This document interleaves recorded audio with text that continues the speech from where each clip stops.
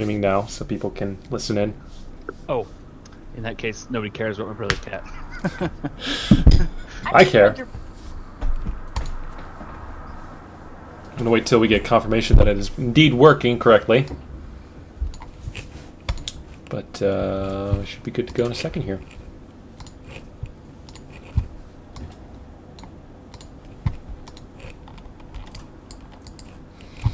Making plans. We need plans. Yeah, we didn't spend nearly enough time coordinating, did we? We're like, okay, you're gonna go over there. Bye. See you later. We're gonna go save the world. With half the team. With half the team. The best half of the team, though, so, Ooh, oh, yeah, okay. I'll take it. I can hear you. All right. So it seems like we have a Demiria in the chat who is commenting that splitting the party sounds fun. Okay. I'm ready. You guys ready? Ready. ready. Christina and Darren, what happened last time? You two are the ones. No. The other group's not going to know what's going on when their session, but give me that recap. So, we basically encountered Vivian in a showdown for the ages. There was a lot of words exchanged and a lot of lightning exchanged. And poor Sir had the unfortunate effects of feeble mind at one point. It was scary. Yeah, but it all worked out in the end. She used her, what do you call it? She used her contingency and an Autoluke's resilient sphere to survive. It was a close battle, though. Mm-hmm. And in the end, Therium popped up. Apparently, he'd been warned when her contingency occurred, and he prevented us from capturing her, interrogating her, etc. He appeared to be pretty friendly about it, considering. But he did warn us away from... Say again? He was pretty pissed at her. Oh, to us, I meant. He was pretty friendly to us. He could have been really upset. Fair. And then, yeah, he whisked her away after we had a little chat. I'm trying to remember if we had anything useful happen in that chat other than getting a good taste of how wicked he is. I think the fact that, yeah, he was, like, controlling her, and then we told her, like, contact us if you ever want to talk. Like, we're here for you. Of course, don't forget that she left behind her helmet, the Oxus helmet, and the portable hole that contained Zephyr's father as a captive. Temporarily. So the portable hole is just a really big bag of holding. Kinda. It has like different rules, but it's just a big pit that you can toss on the ground. It's not so convenient to get stuff out of. Yeah, it's less like I put my hand into it, think about it, what I want, and then pull it out. It's more so like I climb down into a giant hole and sift around to find the thing that fell over because we were jostling it. Very good. Plenty of storage for a treasure hoard, though. Mm-hmm. Just get a shovel. Yeah, like if you get into like a dragon's lair, just go for it. All right. So, having rescued my father from the portable hole, we decided to head to Drakengard to settle him in with my mom in a new community there. We ended up using the Rakshasa's old abode. I'm trying to remember his name now, but the one that we hunted down as a thief. Collected the bounty on him. But his house was there, and it was nice, and it was in a local farming community, so it was ideal for them, because that's kind of their background. Left them there, and then we spent many hours discussing our future plans and decided to split the party. We decided that we're going to go to the Olmothian Woods with the airship, while Demiri and Kaz teleport to Kellanora to resolve their problems with her dad and his mom being on opposite ends of a political conflict, or what appears to be a political conflict. And so I gave them some we worked out a way to get them to be able to teleport and stuff, and a communication scheme that I'm trying to remember. It doesn't matter. But the most important thing was that Sir spent some time and some money to buy the necessary gems to cast Awaken on Mittens, who is now the newest full member of the party. The fluffy cleric. Mittens is now fully his own creature, and after going shopping with Demiria and having some hair and outfitting done, is ready for whatever comes in the near future. Mittens will be accompanying Demiria and Kaz to Kellanora together, and Darren and Zephyr, or Darren and Sir, words, names, cross contaminating the names. Sir and Zephyr, you are now saying goodbye to those people in your party. They are taking a teleportation circle. Kaz took the spell teleportation circle and shared with you through a very good recollection the exact sequence to his mother's private circle in her mansion in Kellanora. So they're going to go there. They get a bit dressed up, and they you say your goodbyes. Kaz draws the circle on the deck of the ship in Drakengard, and they poof disappear in the evening of the 23rd of the month, which is today.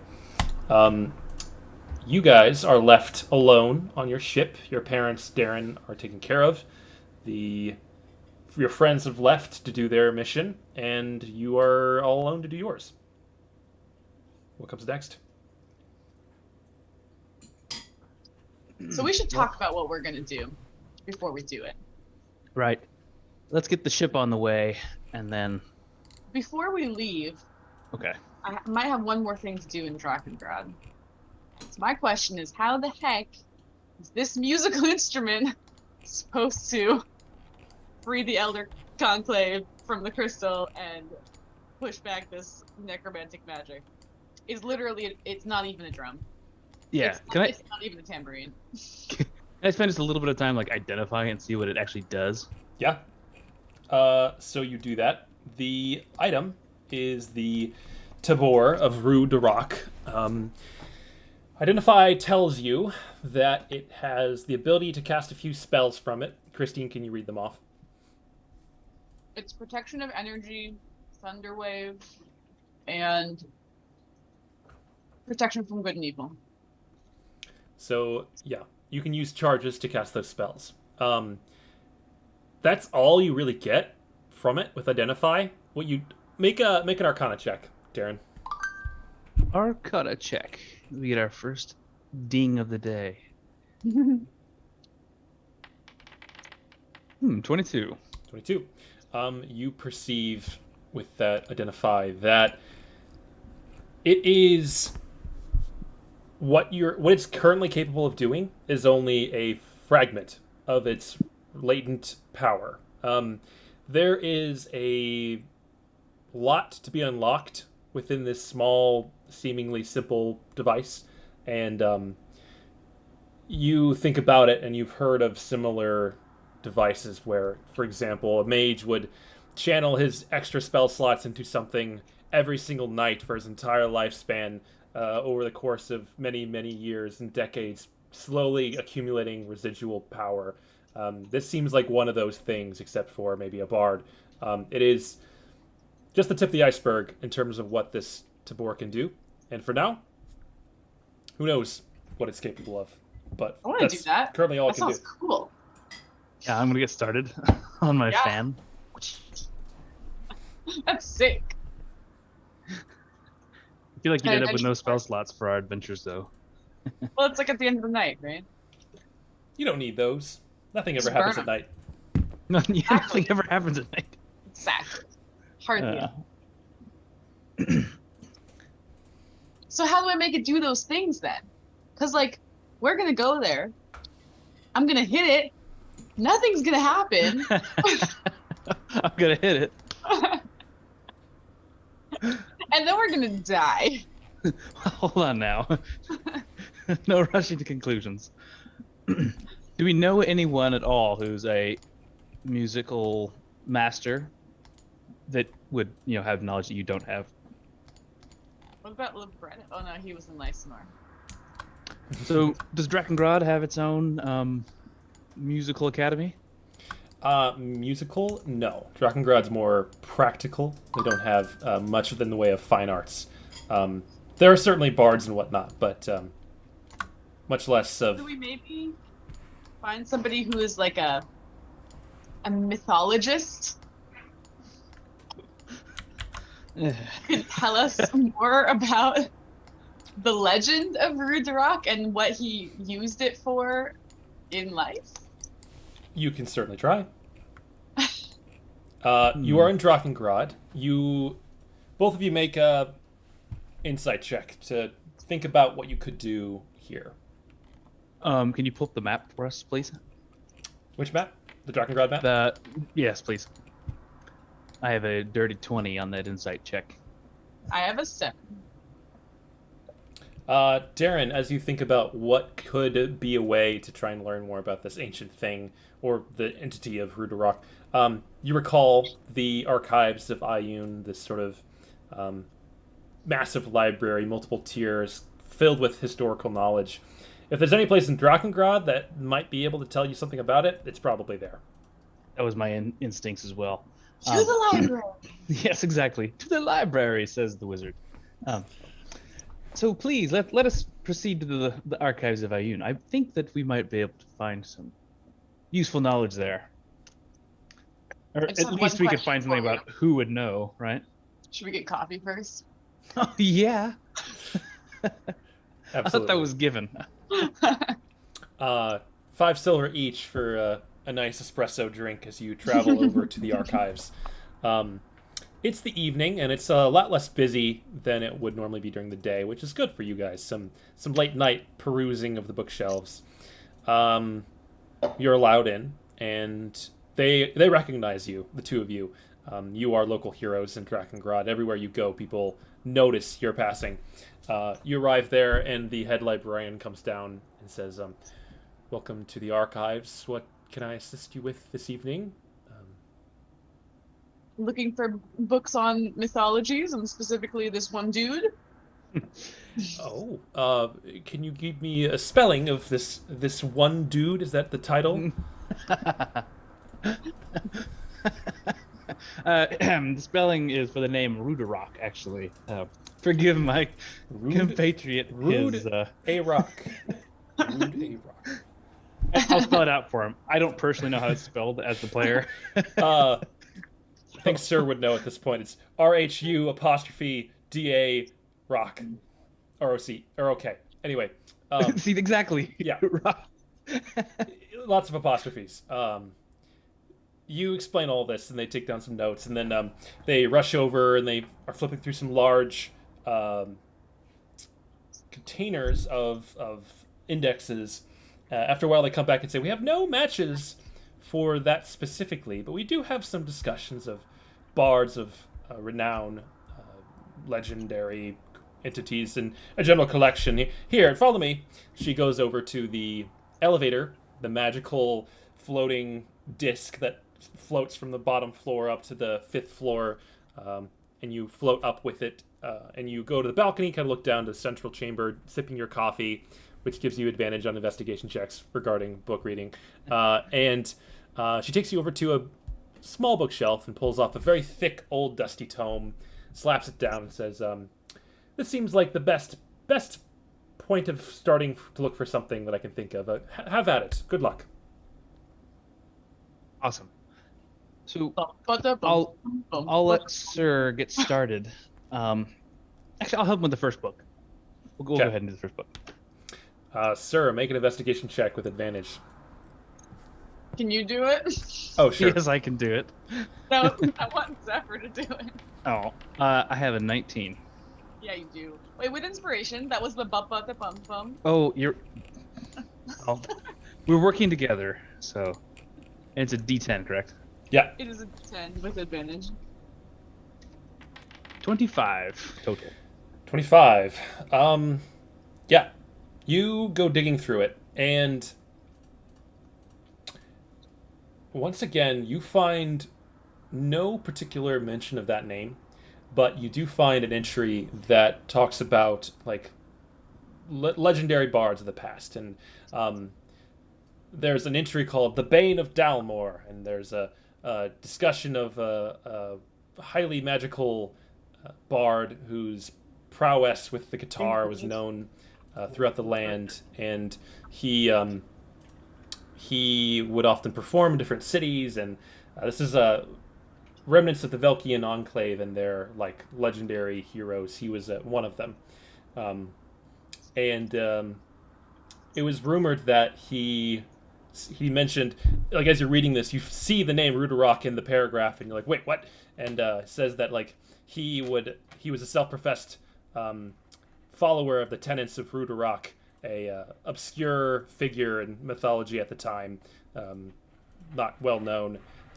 Basically, it just kind of skims over it, and with a 25, once again, you're reminded that Rudarok, the guy you met in Elysium, is old. Like he must have been an ascendant, one of those original races of Athendria, and he if someone in the Velki Enclave was like a follower of his and they were legendary for it, he's super old. So what are you hoping to find here? Truly, I was hoping to find somebody who could cast legend lore on the Tabor. That's a good point. But basically, you want to know how it works so that we can actually apply it properly when we arrive. So we're not just like, okay, dunk, and then just get a cool. I'm not expecting to sound. find that in the book because nobody knows about it. But I was hoping that if there were librarians, that they would know how to cast legend lore. Well, so the librarians here are clerics of Ayun, and you can be darn sure that the head librarian knows that spell. Do you go and seek that out from her? You get this interesting little like tidbit of information, but it doesn't really help. Yeah, so having like done our due diligence and had the librarian help us, I'm gonna go back up to her and approach her and be like, so this didn't really give us what we were hoping for. We actually have a very specific item. It actually belongs to Rudarok. I don't know if you've ever heard of him. He's very cryptic creature of mythology. It sounds like a lich. Cryptic. A Wabber jockey. So we didn't actually expect it to necessarily be written in the book, but I was wondering if maybe you or somebody else might be able to help us know more about this particular object, maybe with some kind of magic? Make a persuasion check. 26. 26.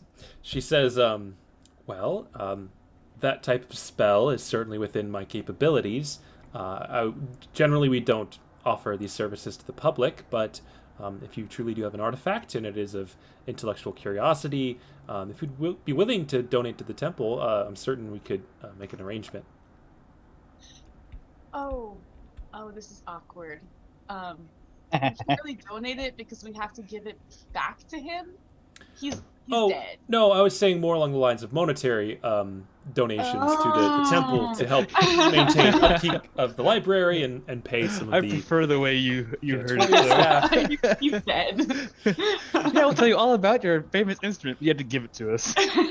Like, Jesus. I want it. That's a really high price, guys. Oh, absolutely. What? Actually, if you don't mind my interjection here, sir. What if we introduced you to the one and only, unique among all the multiverses, instrument that we ourselves developed, not so long ago? She looks at you and says, "That's intriguing. Darren, roll persuasion check with disadvantage. Oh no. I'm not good at any of this. Ooh, 17. Almost a net 20. So With disadvantage? All right. She says, "Well, that's truly fascinating. You've caught me in a good mood. Sure. Please share. Information is always open to be exchanged. I'm always happy to learn. What is this instrument?" I will pull out all of the schematics and diagrams that we put together on the Zerfer God. and present it to this librarian and explain how it works and what its purpose is and that no known masters of this instrument exist. She comments, she says, "It seems a remarkably complex, bordering on impossible to play. I'm fascinated why anyone would want I to." assure you it's not. Interesting. Impossible, that is. Interesting. Difficult. Well, do you mind if I take a moment to copy these notes into our archives? She Please do. pulls out like a sheet of paper, waves her hand, and you watch as like letters and the lines that you've drawn begin to glow blue, and they just transfer over to the paper. Like she takes a carbon copy of it and looks at them and says, "Very interesting. I will put this under the instrument, exotic instruments section." She folds it up. All right, to your question, I can cast the spell if you'd like for you. Please place it upon the table, and I will undergo the proper ritual. Hand it over. Look it up how the spell works again. All right.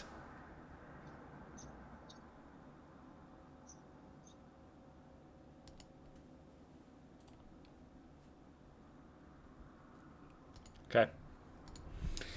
Oh boy. Okay.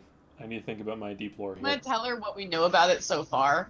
Basically, it's a super powerful object. Yeah. You know, it's imbued with magic by this guy who was an ascendant. Like, lore dump on her so that she learns something new. As you talk about all this, she like almost doesn't believe you because things you're saying are so fantastical. You're like, yeah, we went to Elysium to borrow this from this guy, this ancient being who was super famous. And anyway, you do all that. She's like, okay, I'll give it a try. She puts it on the table, places her hands on it, and burns some incense. You hear her muttering a sort of prayer to Ayun, but it sounds, it's in Draconic, which you can understand, Zephyr. It sounds remarkably similar to just sort of like reciting a like lyrical like what's the word I'm looking for? Mnemonic device for remembering all the different like organizational systems of the library. It's a prayer, but like a funny one to you. The spell concludes. Her eyes glow a bright blue as she like holds her hands on it for a few seconds, and then they fade. And she kind of looks at it and says, "Oh my, wow." She kind of like scoots back a bit from the table and like takes her hands off of the tabor. She says, "This. What did you learn?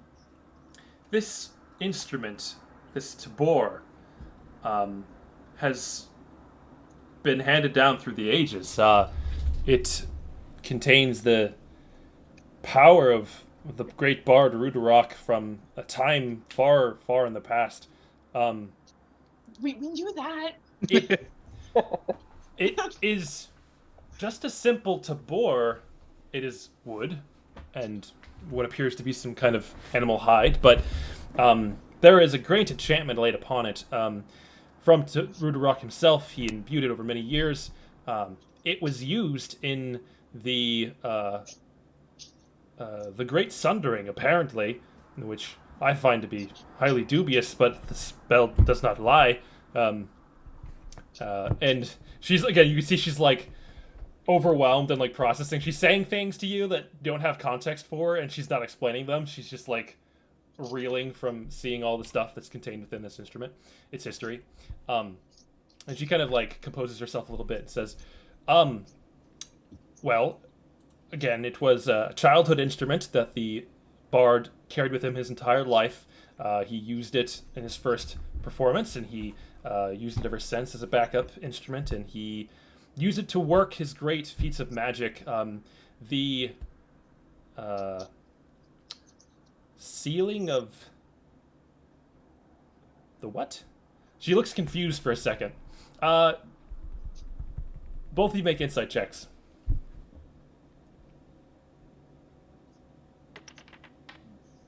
During 20.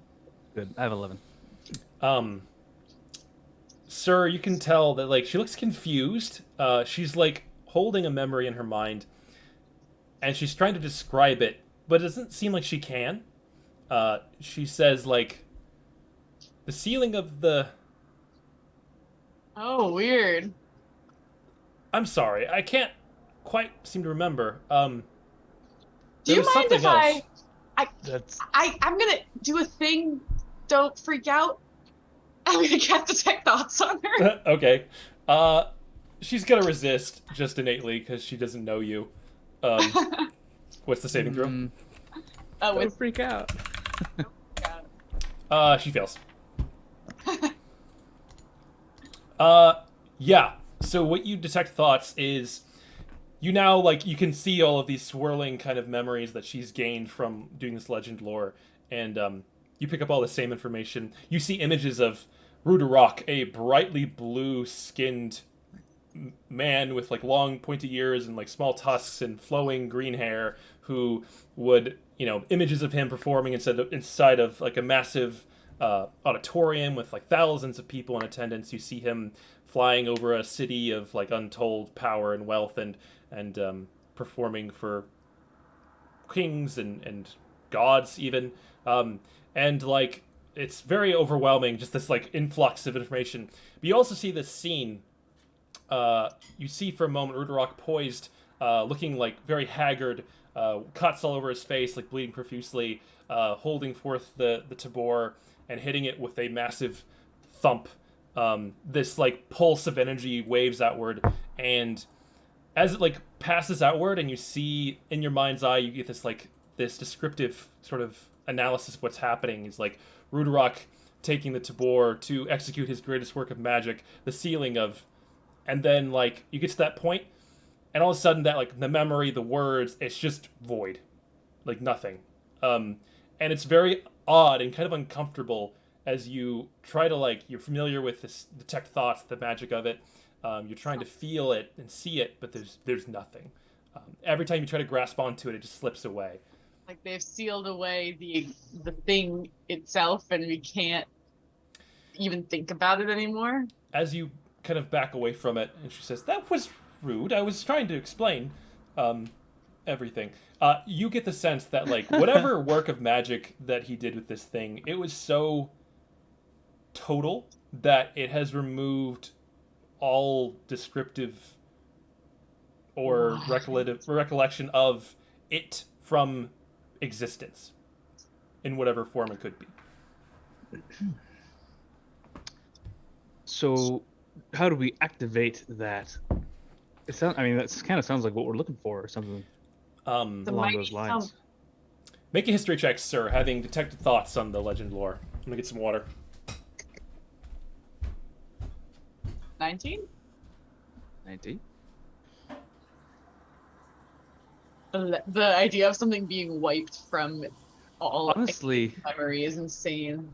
yeah, it reminds me of some of the not time stop necessarily. Maybe it's more along the lines of like Elder Scrolls, but it's something that's like warping the fabric of your time. So you go back and try to remember it. You can't piece it together yourself because it's actually a never existed. Paradox. Well, paradox, exactly.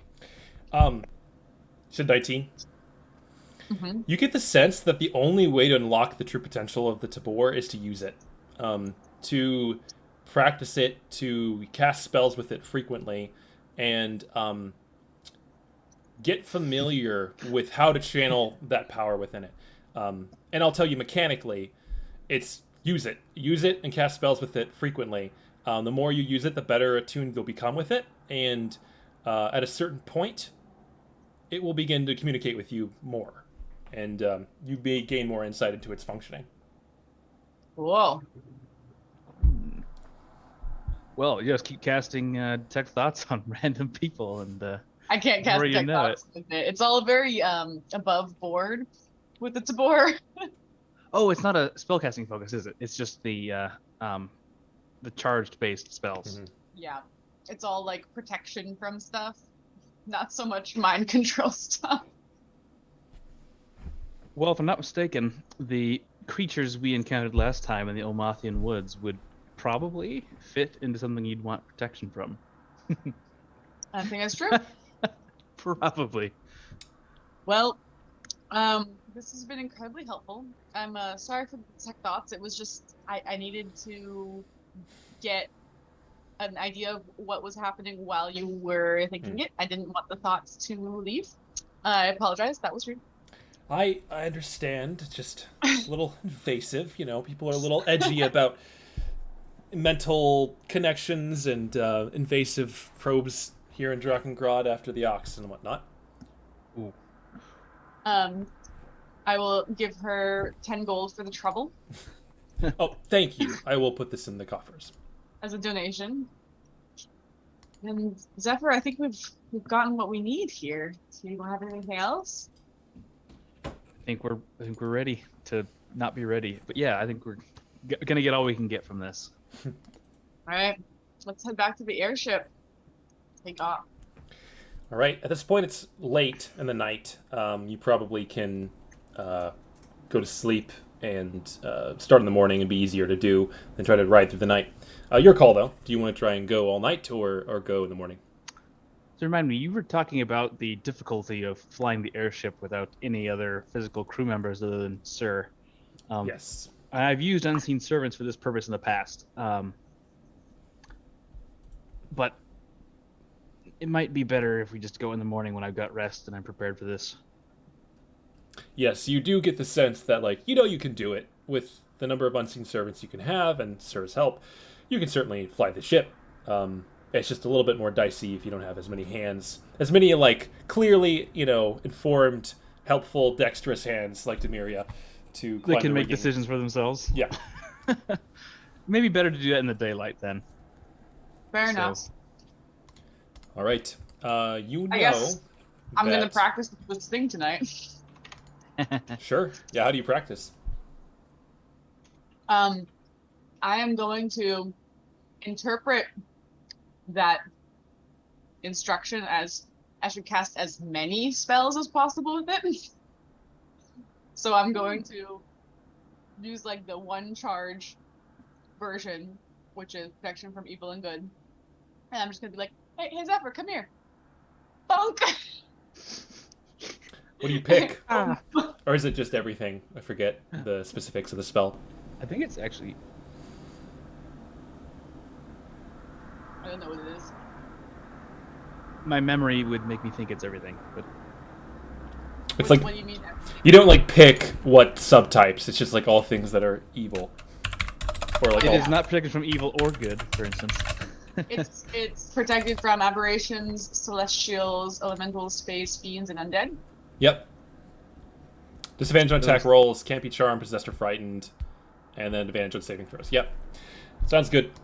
So you reach out and you bonk with the tabor on Zephyr's head. The percussive note that it rings, it resonates in your hand, and you watch as like light kind of passes down in a rapid little flux across Zephyr's body, and the spell takes hold.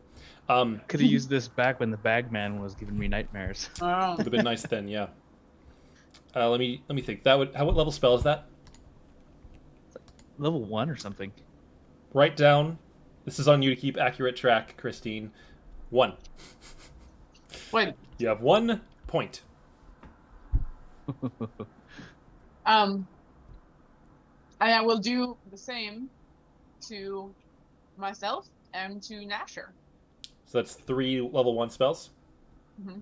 Write down 2 more. You have 3. You Okay. practice with the spell. You begin to understand that, like, you're barely scratching the surface with this thing. You're just not quite sure how to access what lies beneath.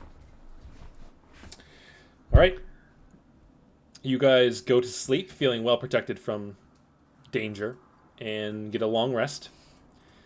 And you wake up in the morning on the morning of the 24th, a Wednesday. It's gently snowing. It has been for days now in this part of the region. You know that the distance to travel is about from Drakengard straight to Oakhart, just under 280 miles. You guys travel about 120 miles a day in your airship full time. Yep. So, do we want to go straight to Oakhart, or do we want to go towards where the Elder Enclave would be, where the Alder Enclave? I think that one. So We have to go to like the animal guides. They're gonna take us to the center of the forest. All that. we need guides. Okay. You both remember that no one really knows where the Alder Conclave is, just that it's deep in the heart of the Olmathian woods. And you remember from your visit to the Blade Witches that you were, and from Oakhart, that you were told to seek out animal guides and like somehow convince them to take you to this safe haven deep in the woods where all the druids live. That was the instruction you were given. Well, I just had a thought. Maybe we should like stock up on different types of like tasty food. And then we can give it to the animal guides, and then they'll take us to where we want to go.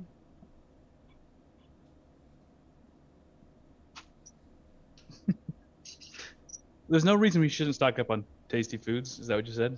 Yeah. No argument here. Whether or not it helps us with the animal guides is irrelevant. All right, before we leave for the next day, You go shopping. do a round. Take an hour to go to the farmer's market in downtown Drakengard, and you get as much tasty food as you want. How many kinds of tasty food do you want? I think we should prioritize like the different types of tasty food, right? Like high diversity. So we gotta have like a couple different types of meats for them carnivores, Raw? and then like, yeah, yeah. Okay. How are you going to keep it fresh? We'll get an ice chest. We have a portable hole. You Also, have we have a portable hole. Well, okay, so you do have a portable hole. The I don't know how this works for the air in the portable hole is just air, so there's bacteria and stuff. It wouldn't be like sterile. Okay. You do have an ice chest on the ship for like storing food, so that's not a problem. We'll put it in an ice chest. Okay. So some different types of raw meats, and some like delicate cuts too. You know, some like Quality. liver and tongue and like weird stuff. Also some root vegetables. Also some different like fruits and like floral stuffs. All the above. We're trying to get like a smorgasbord here. Give me 10 gold, and you can fully stock your ice chest with all the premium Drakengard organic produce you can find. All right, done. I'll spend 5 of that for you. Oh, okay. Okay. And now we can go. And where exactly are you going? I don't remember where they told us where to start, and I don't have my notes because they got this straight.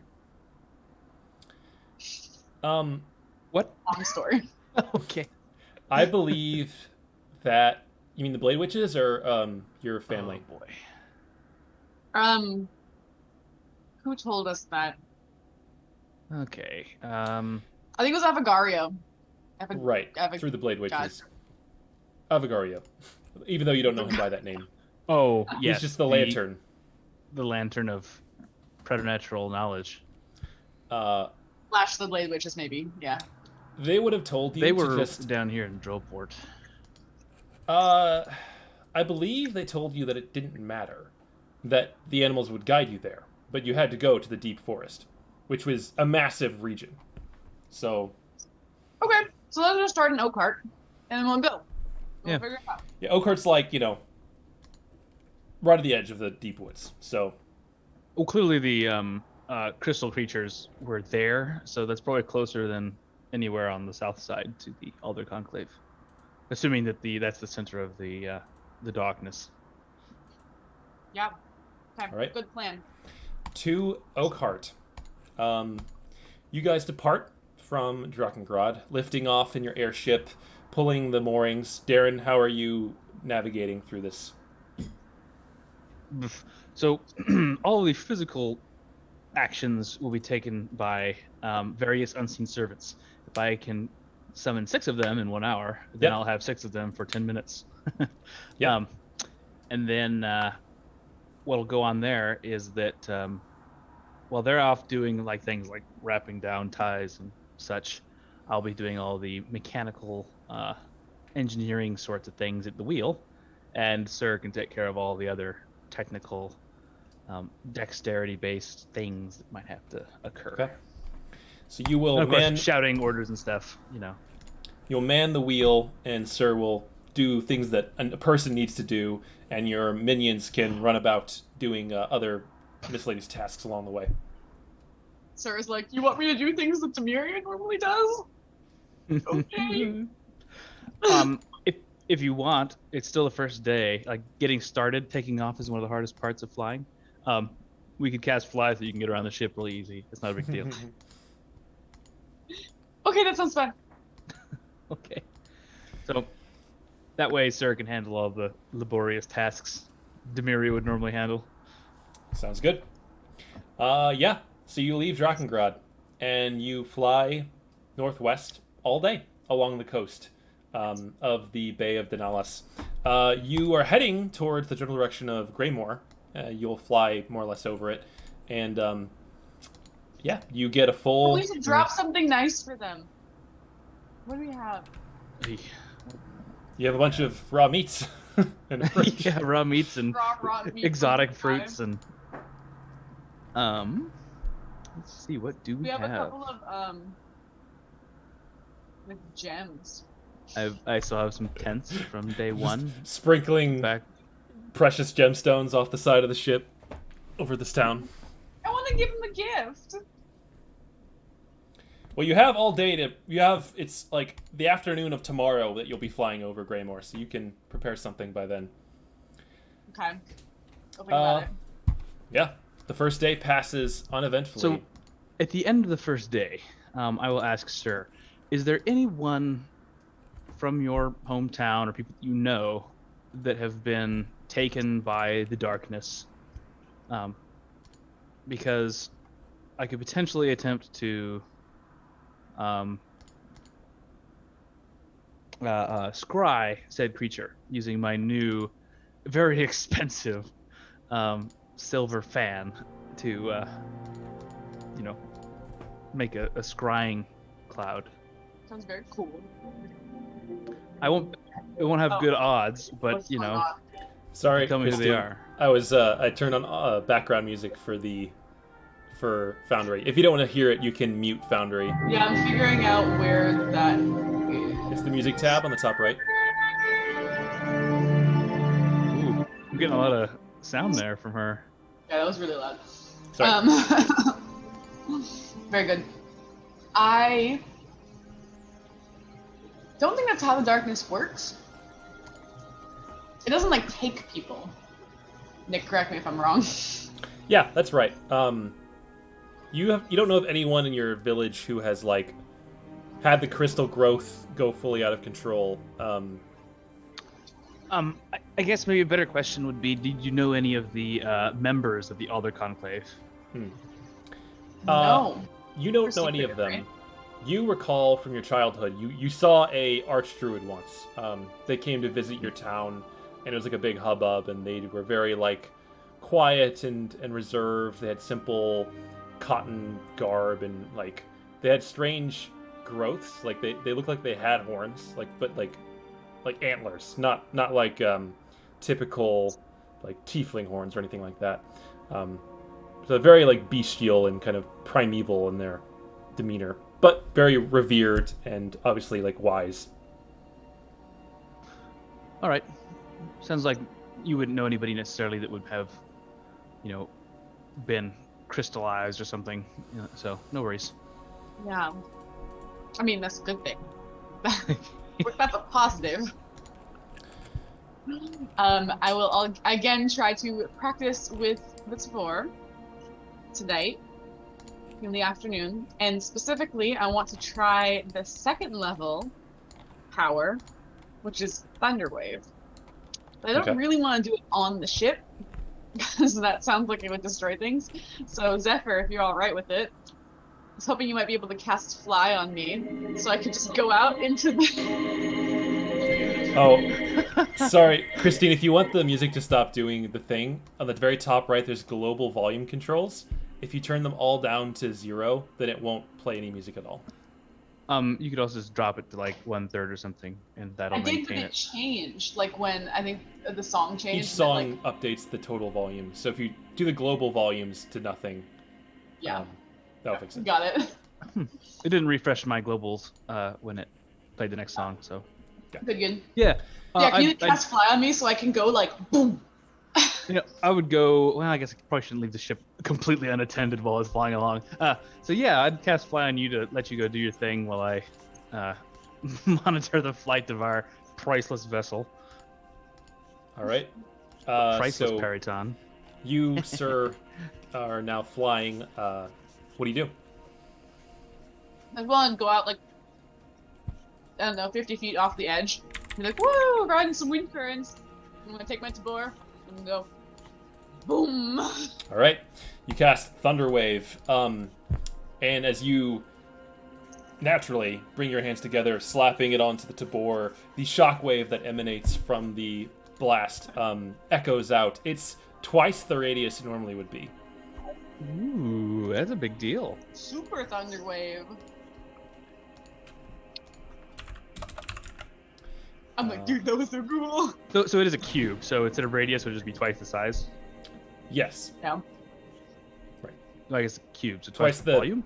The width. So it's what, a 20-foot cube, right? Yeah, 15-foot cube. So now it's a 30-foot cube. Normally. Excellent. Excellent. I like it. That makes it like 8 times bigger or something. I forget. Volumetrically much bigger, yeah. Yeah. What's is 8 times. 30 cubed versus 15 cubed? Factor of 2 cubed. Anyway, 8 times bigger. You, having done that, how many slots does that use? It uses 2. Mark down 2 more. Okay. And I Okay, so will it's based on the max that charges that the tabor uses then, not the level of the Get it. spell. And I will max that out by this time as I come back. I will play a little drum solo on my actual drum. And then when I'm ready to cast the spell, grab the tabor, smack Zephyr on the head again with it. Which spell? Ah! The protection from evil and good. Just checking. That's the only one that's wondering. We need protection from you here in a minute. Bong, once It's again. good for you. Enchanted. Yeah. Yeah, next time I'll be casting shield. Mm-hmm. Okay. So the first day passes uneventfully, and you take turns sleeping through the night, keeping a close eye on the heading of your ship. All is well. The next day is very dreary, kind of overcast, gray. So last time we flew through this general area, we were attacked by. Well, I guess that was more to the south, but it doesn't matter. We were attacked by the wyvern and his flock of screaming murder eagles or whatever. There are snakes. They're flying snakes. That's right, flying snakes. Perhaps we should refrain from thunderous pealing during our flight today. But Zephyr, I have to practice. Feel free, just maybe not the thunder waves. That's all I'm saying. Fair enough. We don't have a murder barbarian and a meat shield. That's Can you hear what me? he is. Not paying attention. Okay, good. All right. As you're flying, Darren, make a perception check for me. 17. 17. You're manning the ship like you always do, and it's probably like 11 in the morning at this point.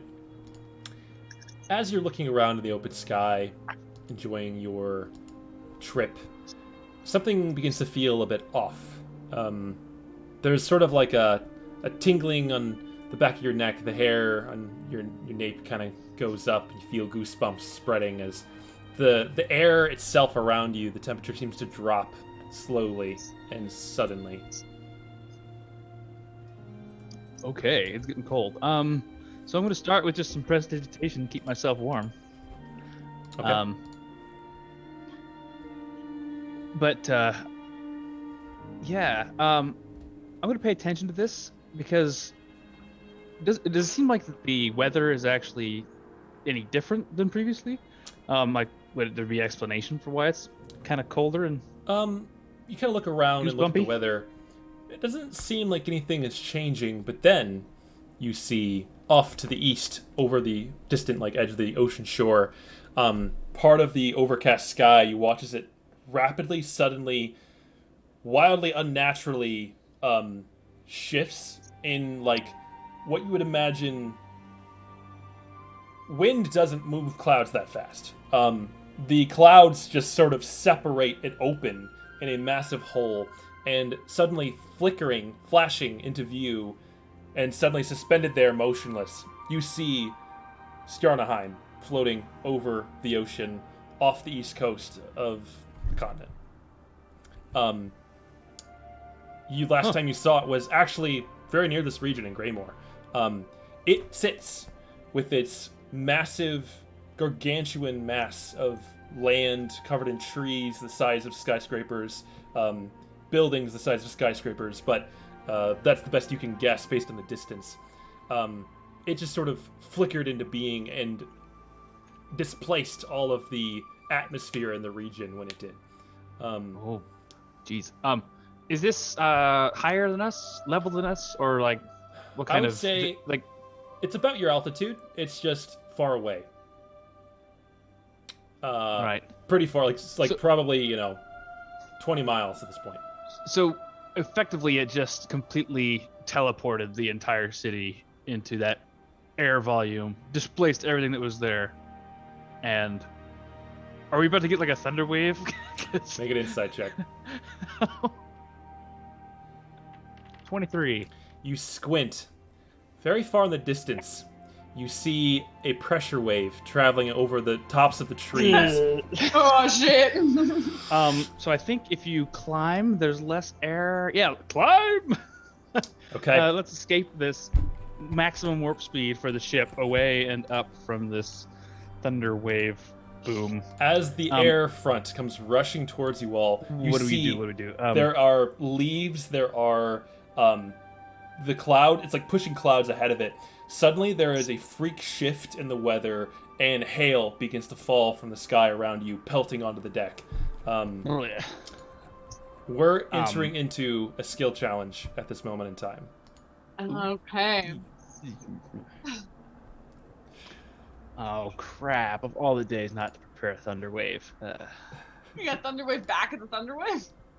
Well, yeah. Like, how do you cancel waves? Is with a deconstructive wave. I can cast Thunderwave? Yeah, but it would be nice if I had to. Okay. I have a plan. So, as we enter into this skill challenge, round 1, the pressure wave is imminent, seconds away. What are you doing? One of you can take an action to do something to change this, as you're ascending rapidly to try and outrun it. Well, my plan is to throw up a wall of force to protect us from the thunder wave. The sonic boom, we'll put it that way. Okay. That seems reasonable.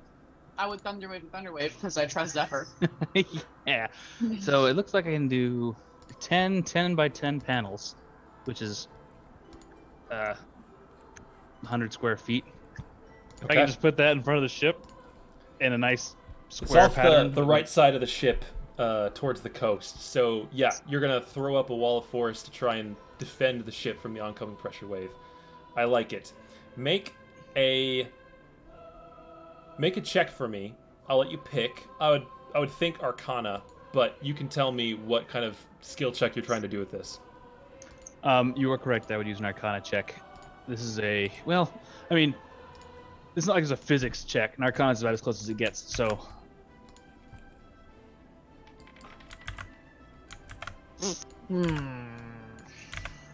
And also, sir, you can give or take advantage for these. Sir, I'm gonna need some help. Sorry, initiative. Bardic Inspiration. Inspiration, yeah. I would definitely do that. Oh, I suppose if you're casting Thunderwave from your tabor, that would be appropriate. Well, I think only one of us is allowed to do something, so. Yeah, well, I didn't roll so great, so. You have your. Did you use your inspiration?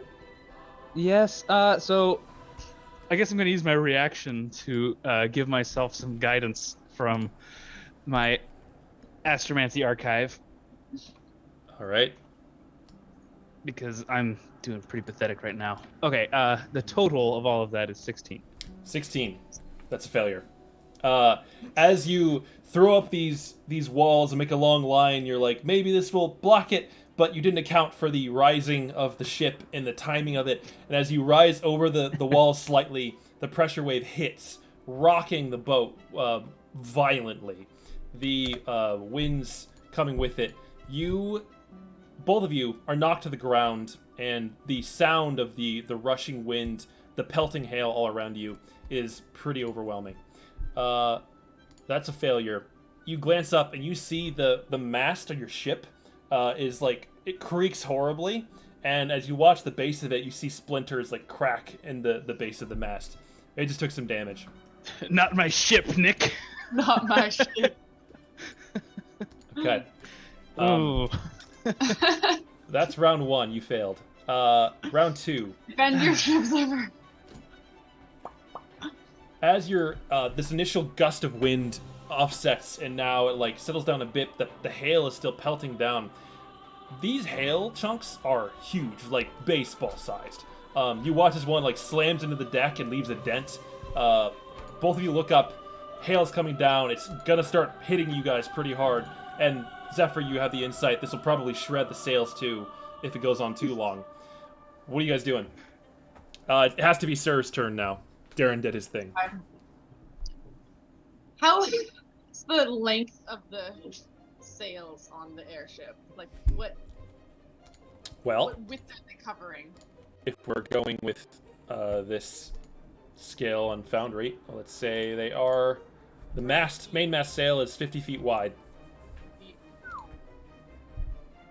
Actually, yeah. Huh. I'm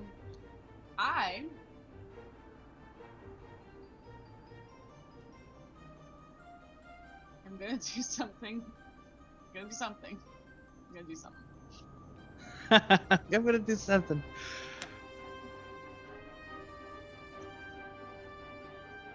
What are you gonna do? Ooh. Okay. I'm gonna fall down. And stay there. This is why we have the Feathered Fall life vests. You're both wearing them. I'm trying to figure out if I can actually make this work. This is what I hesitate. I have an idea, I just don't think it's actually gonna work. So, what I want to try to do is, with my College of Creation thing, I want to make a effectively like Kevlar tarp is what I'm going for here. But like folded, so that when I make it in my 10 by 10 foot cube, unfold it into the full volume. It. So you're trying to make like a cover for the sail that could then be tossed over it and protected from the hail. Yes. Okay. Yes, you can easily attempt this. You, using your magic, you beat on the drum and summon forth this sheet of reinforced fabric that you think could probably help protect it. You're still on the deck. How are you going to get it up there? That was the second. That was why I was hesitating, because I was like, I don't know how I'm going to get it up there. You can climb the rigging and try to apply it to the sails. Can I ask Zephyr to cast fly on me? Since you're doing this together, like, I will let you do fly. But it's still going to probably be like an acrobatics or dex check of some kind to like fly up there and do this rapidly. Do it. Okay, well, my follow-up plan, my second plan, is can I control plant growth a little bit more than I normally control plant growth? Ooh, this is why you wanted a garden on this ship, isn't it? Yes. Oh god. See, I saw this all the way from the beginning. I'm so happy. The plan all along. I was going to say, like, well, there's no plant Oh, there's plants on the Oh ship. shit! Okay, well, you could do either. You can only do one of the two. You could pick. I guess I'm not sure about the mechanics of plant growth. Like, I'd like to do that, but I don't know if I can make them grow like up and like into Yeah. the around the sails versus No, just like covering the ground. I will allow it. This is an open form role play scenario, so Alright. you can do that, but it still comes down to a skill check to do it. That's so fine. That's what kind of fine. skill I'll do- check Just to would you pick? for Reminder that plant growth is an instantaneous effect, right? So these plants are now permanent if you put them in. This is, and my ship will be even more If weird. We need to. We can take some clippers. Okay. Because I normally do cast spells using my drum, I'm gonna call that a performance check. that? Okay. To using magic, convince the there's a cat in my lap. Convince the plants to grow up around them. I'll let you do a performance check for this, but you can't use a performance check in the next time you have to do one. Okay. So are you casting plant 6. growth, or are you doing the? I'm casting plant growth. Plant growth for a performance check to massively, rapidly grow them up and protect the sails from the incoming hail. Go for it. 26. 26. That is a success. So, sir, you run to the middle of the ship, beating on your drum, yelling to the plants that you planted for this exact occasion. That's definitely how this was the plan for this. They erupt out of the small bed of dirt on the top of the deck and like wrap up and grab around the main mast sails, reaching for the other ones and just kind of shielding and deflecting the hail, protecting the sails for now. So that's one success, one failure. Go tomatoes, go! All right. I really want those to succeed too. Zephyr, you watch as the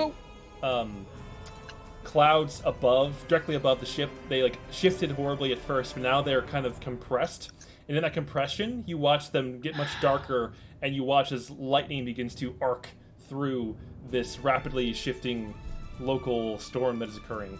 You watch as lightning begin to like flashes down, passes the ship and hits the distant ground below and leaves a crater. But you know you're sailing through a very dangerous region right now. What are you going to do?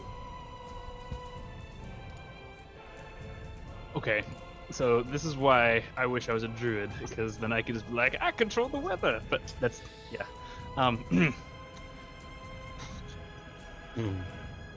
Lightning rod. yeah, we got to do a lightning rod of some kind. But that would imply being, having a grounded situation. That's fair. We don't have that. Just put a lightning rod in your plant bed. That'll ground it, right? To the ship. Which is Okay. floating anyway. It's Earth, so it's ground, right? Right, that's how that works.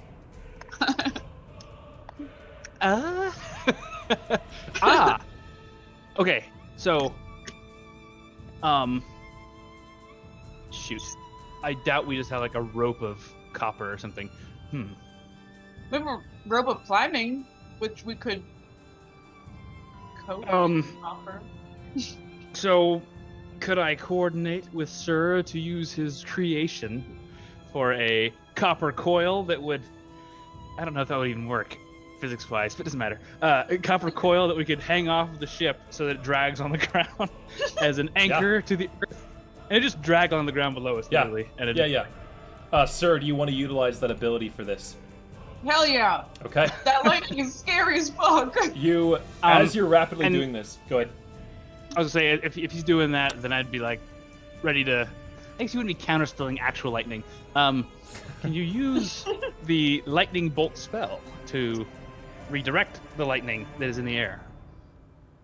I would say if you expend a spell slot, and like you're summoning lightning, you are able to then, if lightning were to come towards you, kind of add that to the spell and redirect it best you can, Zuko style. Zuko style, yes.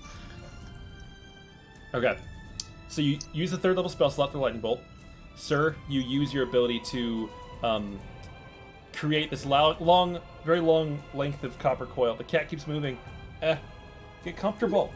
Ow, ow, ow, ah. Cat is not comfortable. Okay, kitty, that's enough. You're going down now. Nope. Okay. You throw as you're on the side of the boat. You like tie the copper cable to the side. You unfurl it, and it like rapidly descends all the way to the distant floor beneath, and begins like dragging through the treetops. As that's happening, you feel the back of your neck. Lightning is building. You feel like you pull your hand away from the copper coil. You watch sparks arc between your hand and the copper coil. Darren, you come running over, seeing lightning about to strike. Darren needs to make a skill check using whatever ability you think is relevant for this. To redirect lightning. Why are we doing this?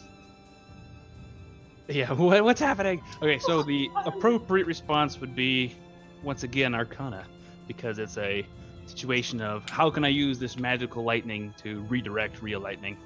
It's true. Except I'm not sure that... already used that. Oh, yes, fair enough. Okay, could you consider history to be a study of physics and a knowledge of how actual electricity works? I would allow that, yeah. And your history of fighting Vivian and using lightning bolts yourself, you're able to leverage all of that in this moment. With inspiration from my terror.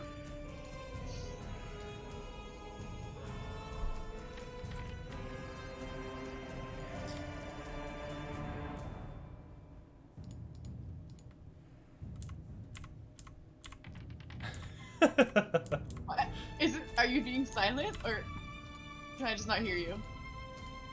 Oh, I just can't hear you. Oh yeah, can't hear you, Darren. Nope, still can't hear you. I thought he was just like being really intense. Rip. Oh, well, anyway, Darren rolled a 11 with a 2 from inspiration for a total of 13. It says you're muted. Asked to unmute. Did you mute yourself? Try talking. Still can't hear you. Is it a Zoom setting? Did you like change something in Zoom? Oh, now he's muting Zoom.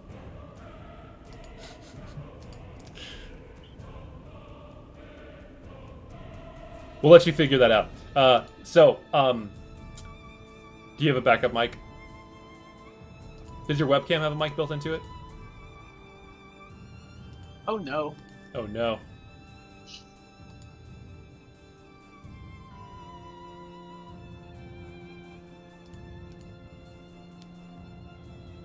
He will think.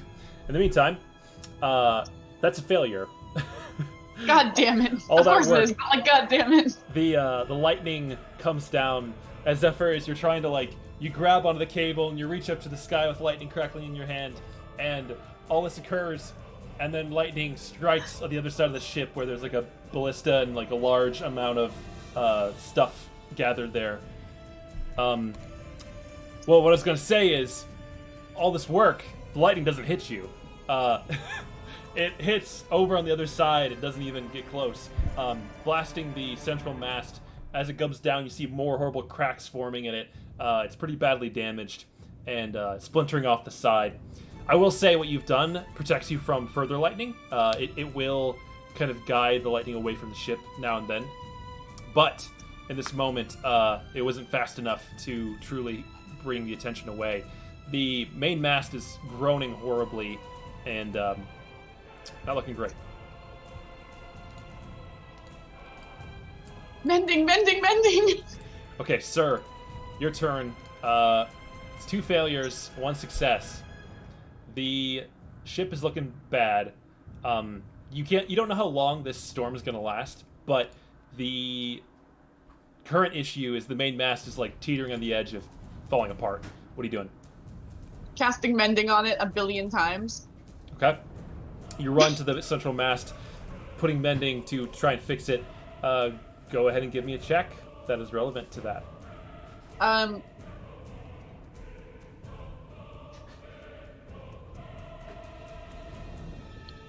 Could I use an Arcana check? Sure. Using your magic. Using magic, thinking about how the pieces need to fit back together, because some of them have splintered a little bit, there's a little hole. Mm-hmm. Is it working now? Yes. 24. 24. That is a resounding success. Amazing.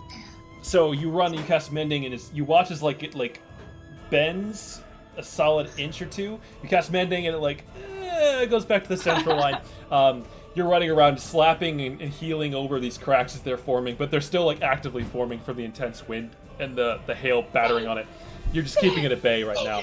So that's 2 successes for Christine, 2 successes for Zephyr. Last check. It's a toss-up who gets to do it, and this determines the overall success or failure of this skill check. Well, clearly I've just been a fail monkey today, so I'm like, sir, I'm counting on you, and then It's your ship.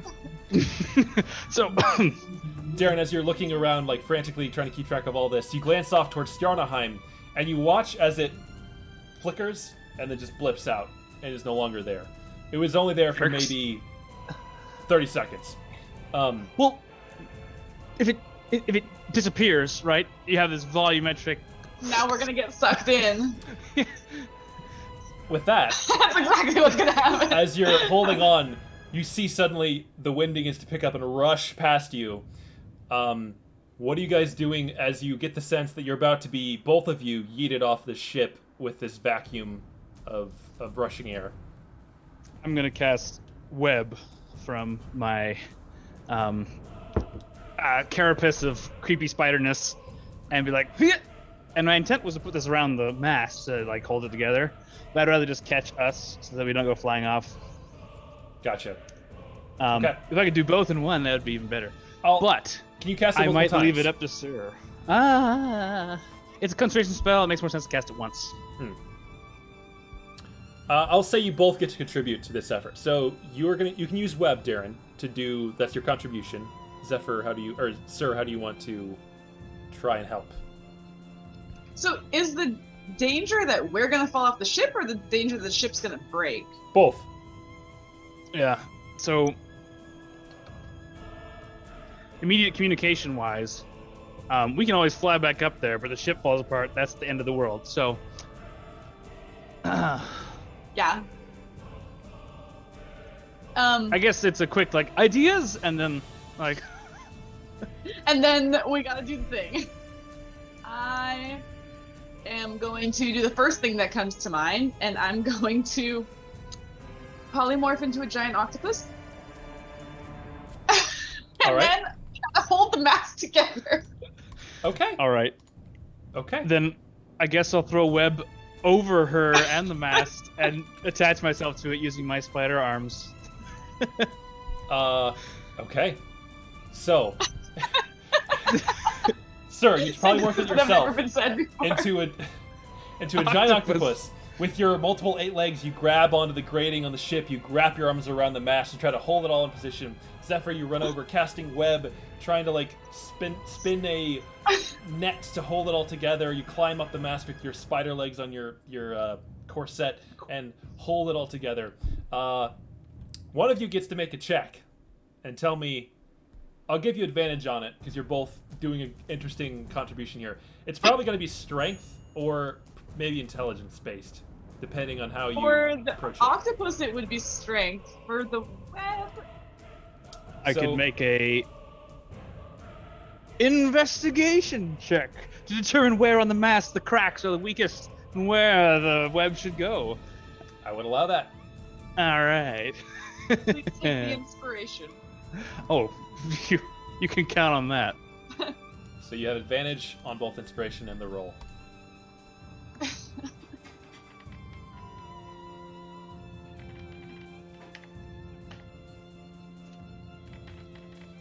Nine. So together I have 28. 28. Amazing. Yeah, the DC was higher for that last one because you already failed twice.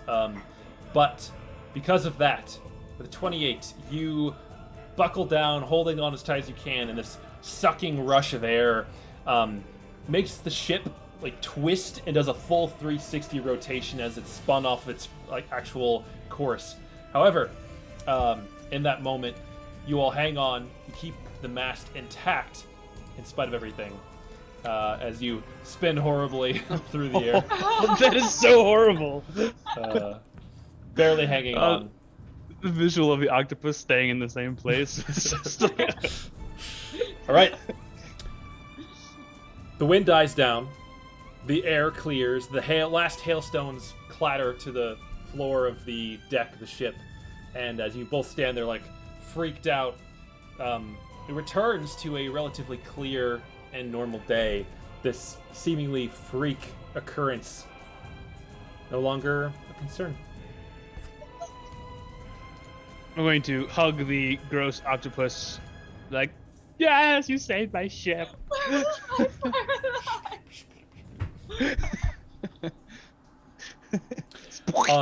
Sprays water and ink. You do not have a speed reduction as a result of that, but the mast is damaged. And if it comes to another occasion where it would be damaged again, it'll crumble a lot faster. So you know, Darren, that it's a higher priority to get that fixed at some point. Properly. Got it. Get it properly fixed. Yeah, more than just Mending can mending. only do so much. Is there a way in the meantime that we can like try to reinforce it with some like extra Yeah. planks or something? Yeah, as an octopus, you get the basic like carpenter's tools from the chest downstairs, and you hammer things together, try to hold it all up. As a reward for successfully passing the skill challenge, both Darren and Christine, your characters now have advantage regarding ship maintenance in the future. So, in a similar scenario in the future, all these checks would be with advantage to maintain ship integrity and keep it going well. Because you've lived through this traumatic experience together. We got trauma bonuses, I see. Yeah, and especially with a short-handed crew. And meanwhile, your unseen servants are man. still just like tying off the occasional rope and like gently tucking on the sails, and you're like, stop! You're so useless. I want to go back into the hold and like comfort the animals. Like, Yes, they're all freaked out. Mittens isn't here, and Nasher is experiencing Mittens' absence acutely. Sort of sad that he's no longer around, and but she still has Schnuffles. Schnuffles, you can't find Schnuffles. What? What do you mean we can't find Schnuffles? No. Where is he? When was the last time you interacted with Schnuffles? He's like in the hold. He's getting food and water. He's In gonna theory. go. Oh no. We lost Snuffle. So to be fair, I just kind of leave Barasco out and about, whatever. But he's not nearly as Your important. horse is still there. He's So- not nearly as Last time we tried important to as snack him. Snuffles. Snuffles is a tiny little green drake, very unobtrusive, who likes to sit in the corner. After Where that did he ordeal, go? you don't know. We don't know where he is. He's just wandering the countryside.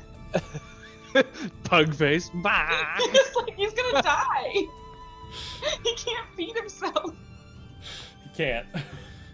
That's terrible. Why would he leave? He had 3 food.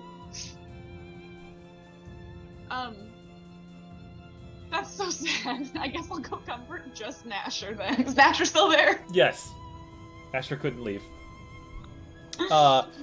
So, you recover from that ordeal and continue your trip to the northwest. Another few hours later, you find yourself drifting over Greymoor. As you remember it, on a rainy, cold, rainy day, not too dissimilar from the day that you all met each other. Except there wasn't a island exploding the atmosphere. True.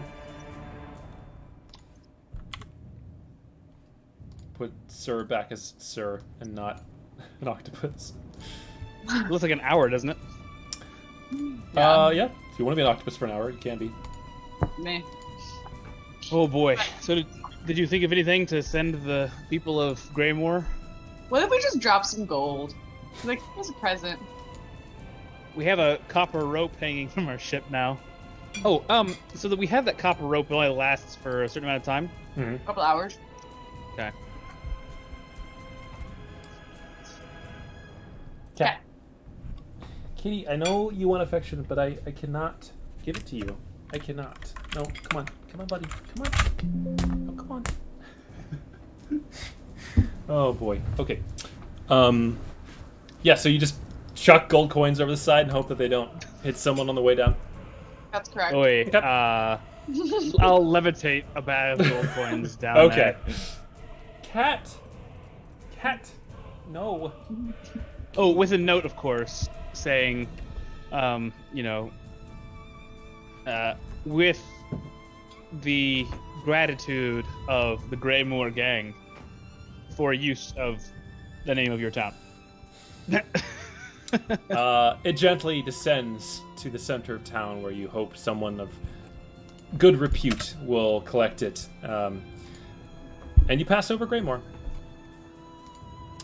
Another night eventually comes. You know you're going to arrive at Oakheart in the early, like... Oh, we should be practicing on Tabor while we're doing this. Every day. All right. So, I want to, like... Up until now, it's pretty lame. So I haven't been, wanting to, actually play on it. But I think I should start actually getting, into it.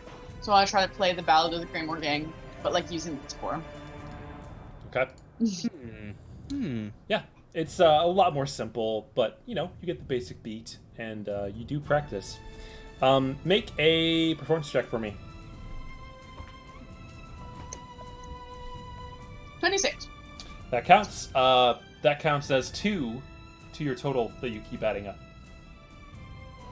And I'll limit you to one of those a day, but, you can keep trying to practice with it. So what are you at right now? 1, 2, 3, 4, 5, 6, 7, 8. 8. All right. I think I've been doing this slightly wrong, though. Because I just actually read the description properly. And it only recharges 1d4 a day. Yeah, so roll for it at the beginning of each day to see how many charges you get back. How many you can actually spend. 4. Okay. Would add full then. All right. Okay. Oh, you... God. I'm not used to having a cat, right? And I'm sitting here like, what the hell is on my leg? A giant spider, clearly. It's this cat. Okay. You go to sleep, taking turns once again. Oh, that's a very cute cat. That's a very cute cat. It has a helmet. It has a helmet. All right, little helmet kitty. 10 out of 10. Oh, helmet kitty. Oh. Very cute. So you wake up the next day. This is the 26th. And you guys come into view over the forest of Olmathia. Let's go back to my atmosphere. Long rest. Yes, you guys get another long rest. There it is. So, over the forests, you traverse these open areas. Both Zephyr and Sir, make a wisdom saving throw for me. I hate these.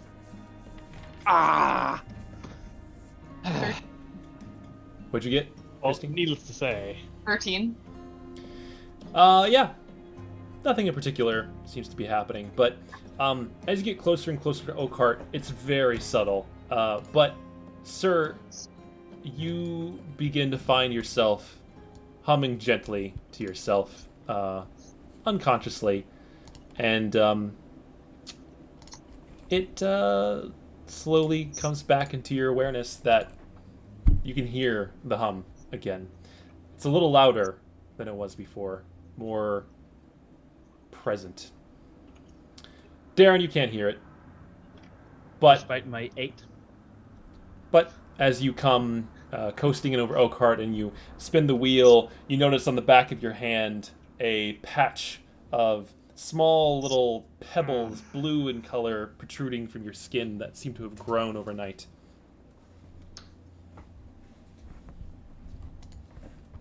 All right.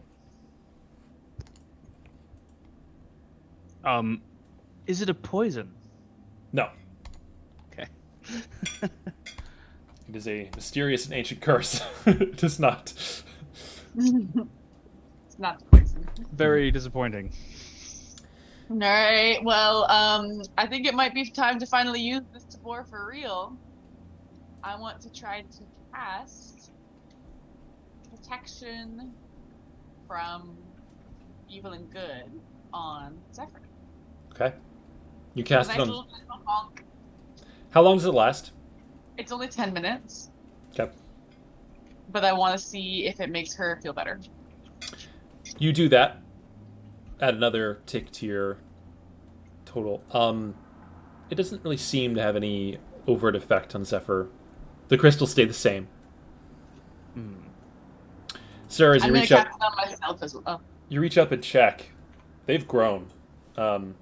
They're a little bit larger. They protrude a bit more. Again, not painful, not really uncomfortable, just odd. I'd like to cast it on myself as well to see if I feel any different in terms of like hearing the music. You cast it on yourself. Let me look it up real quick.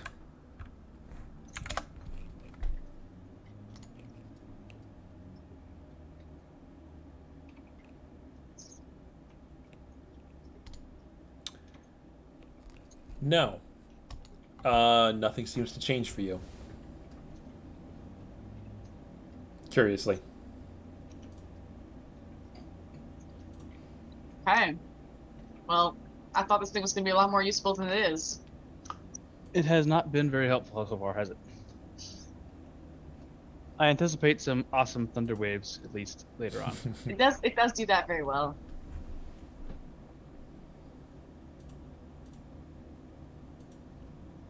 So, you come spiraling in. Below you in the opening in the forest, you see Oakhart. You can park your airship at the treetops once again and descend with ropes or flying if you want. I think that's the right idea. Yeah. So when we do land, I suggest we ask the citizens of Oakhart to do their best to repair our mast. They're probably good at tree and woodwork, I would imagine, living in the woods. Most likely. Makes sense. Yeah, we Um, can certainly try to ask for a carpenter, maybe. yeah, because we're gonna head out into the woods here, so it seems like it'd be good time spent to at least get started on our repairs. You would know, sir, that the way that they craft these tree homes that you grew up in involves a form of druid craft that is very slow, but allows the performing caster to shape and guide the growth of these plants to form them as needed. You get the sense that you could probably, even without woodworking, they may be able to. These specifically well-trained druid adjacent villagers be able to druid craft your mast back into shape and maybe add some growth on top of it. That sounds great. Yeah, we could totally do that. Let's go find one of them. I'm sure they'll be happy to, given, that we're saving the forest and all. So you park. Do you go down with like a rope, I presume? Rope of climbing. Featherfall. Featherfall. Who needs rope? So you featherfall down like the center of the I village. fall on rope a lot. That's a good point. As you descend and land, the village comes out to greet you. You recognize it from your stay a few weeks ago. And the elder Hammond walks forth in front of the members of your family, sir, and gives you a strong hug. He says, "Welcome back. I'm glad to see you've returned to join us for this day. Things have been difficult since you left. Have you been staying here? Did anyone go outside? Is everyone safe? We're doing all right. We further reinforced the walls from your initial help with the plant growth." And he gestures. You can see they took all the plant growth that you created that kind of swarmed over the main entrances into town, and they've been slowly building on that and kind of weaving a barricade around the entirety of the village, properly defending it from the outer forest in every direction. They have planks and woods planks of wood that have just been kind of shoved into brambles and like hammered in place and kind of grown over. It's a weird, again, fusion of like construction and nature magic. He says, "We haven't had anything break through, but there have been several creatures that came and tried to get in. We poked at them a bit from the rooftops, and they fled, seemingly not hurting anyone. But it's been a bit tense." Well, good. I'm glad that we're here. We're gonna fix it all. Don't you worry. We got this. That's wonderful. I'm so excited that you have a clear solution to this problem. It's been plaguing us for far too long. So confident. We didn't even bring our heavy muscle people. Don't you worry about saying, Elder Hammond. You notice, sir, that before he had a patch of crystal on his arm. Now his entire right arm, from all you can see, is made of crystal. He's gripping his staff like nothing is wrong, but it is translucent and made of rock.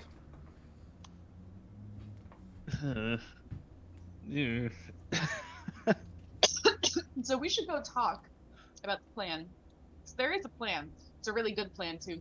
But in the meantime, do you think you might be able to ask whoever made the walls intertwine so nicely? Do you think they might be able to help us fix our ship? It's a little messed up. Oh, yes. The main mast has received some certain damage here, and you'll see in the quarter sails. And I'm gonna go all bullshit Technical. on the guy. Yeah. I don't know actually a lot of nautical stuff myself, so I'm assuming Zephyr knows it. Yeah. You explain best you can, and he seems a bit overwhelmed. But he's like, "We can try and help." Sir's couple of Sir's siblings climb up the rope onto your ship with Elder Hammond, and they begin to carry with them like hammers and nails, some boards, and as they're hammering them into place, Elder Hammond is singing a song similar to the way that he taught you when you were growing up, sir, and casting Druidcraft in a way that will sort of... Elder Hammond knows Druidcraft. Yeah. He's like Druid Light. You watch as like the boards that are being hammered into the mast, they kind of like melt into the wood a bit and like begin to grow small sprouts and kind of fuse together. It's a superior methodology to just hammering things into place. I love this ship is going to become almost a menagerie of features of things it's experienced throughout its life. The scars of venturing. Yeah. So that seems to be dealt with. So you have fixed the mast successfully. Thank you! No man. worries. You're here to save the forest, so we will do whatever we can to assist. So about that plan, sir. The really good one that we definitely have. The infallible and thorough plan that we developed over many days of planning. Mm-hmm. So is it basically just to walk into the forest until something happens and then hit the door? Do you ask him? Okay. That's the plan. I'm gonna message that to him so that Elder Hammond doesn't pick up on our plan.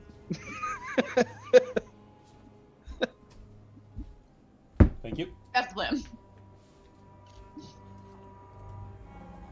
You are correct. It's a good plan. So, after they're done fixing the ship, I want to invite ourselves over for a last meal. Oh my gosh, this is really not sounding good.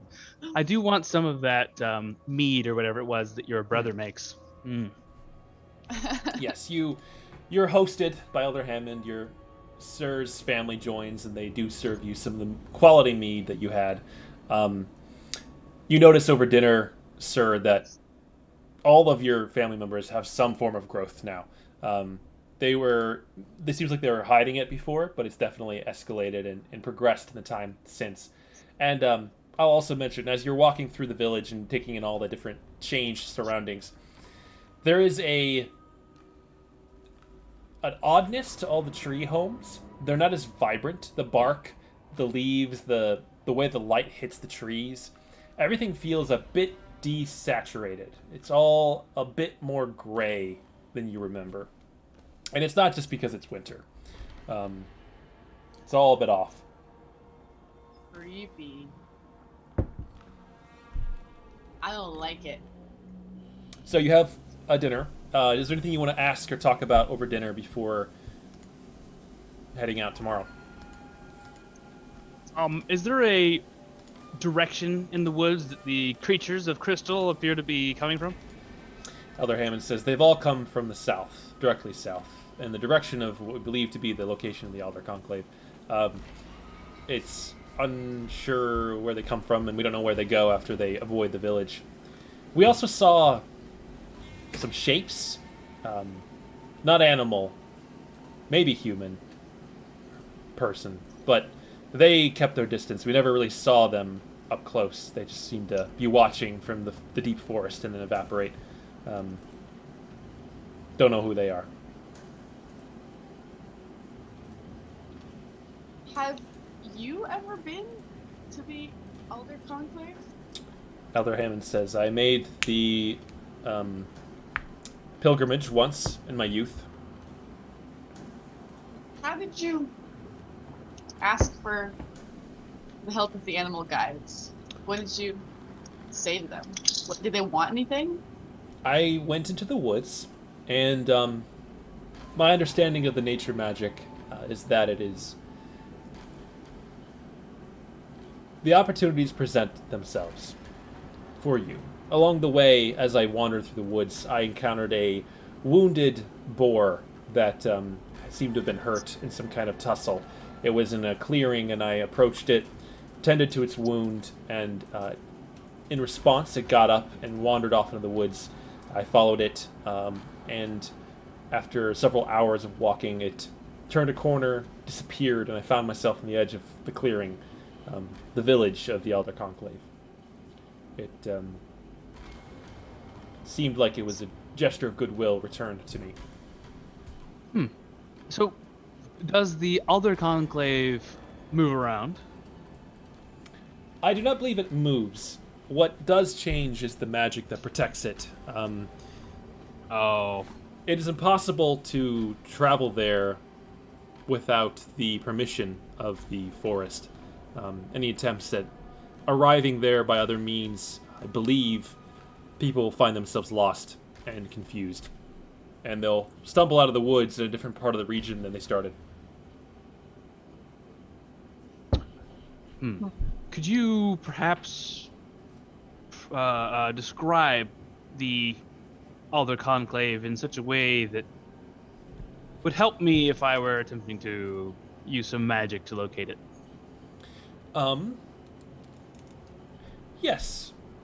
When I visited, the Elder Conclave is a small village of druids, deep at the heart of the Olmathian woods. They practice their rites at the base of the Great Alder, an ancient and gargantuan tree the size of... hard to say. Are there artistic portrayals of the Great Alder? Oh, I could look certainly. upon? I have a nice pictograph, and he goes in the other room, pulls out like a painting. You do see a painting. It's just like a painting of the forest with like a big old tree. It's probably like 7 times taller than the other trees, just like growing up out of this sea of green. Nice. We might be able to use the airship to find it after all. When you say that, if you say it out loud, he just kind of shrugs and says, "You're welcome to try. I've never heard of anyone successfully doing it. I believe that the magic extends to the air as well."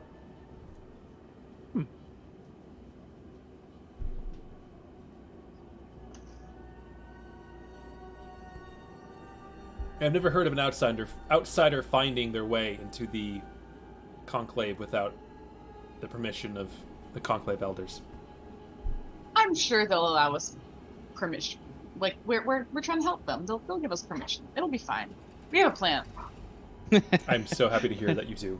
I can't wait to see it be resolved. We're all so tired of this, and he holds his hand up. All right. I think we should leave in the morning. First light. And never have to come back again. All right. Either we fix it or it's not our problem anymore. Yep. Oh boy. I'm gonna get a water. Do it. You guys get another long rest. Another day of relaxation and preparing.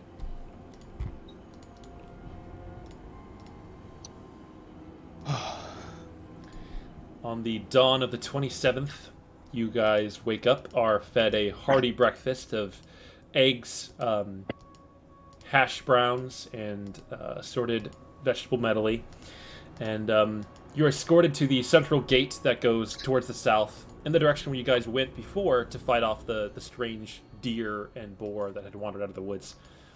Before we go to bed that night, I will use the last charge on my Tabor. I'll practice. I'll like go to sleep. Like as I'm laying in bed, I'm like playing it and I'm like falling asleep. All right. How many? What's that put you up to? 11. And then do a performance check to.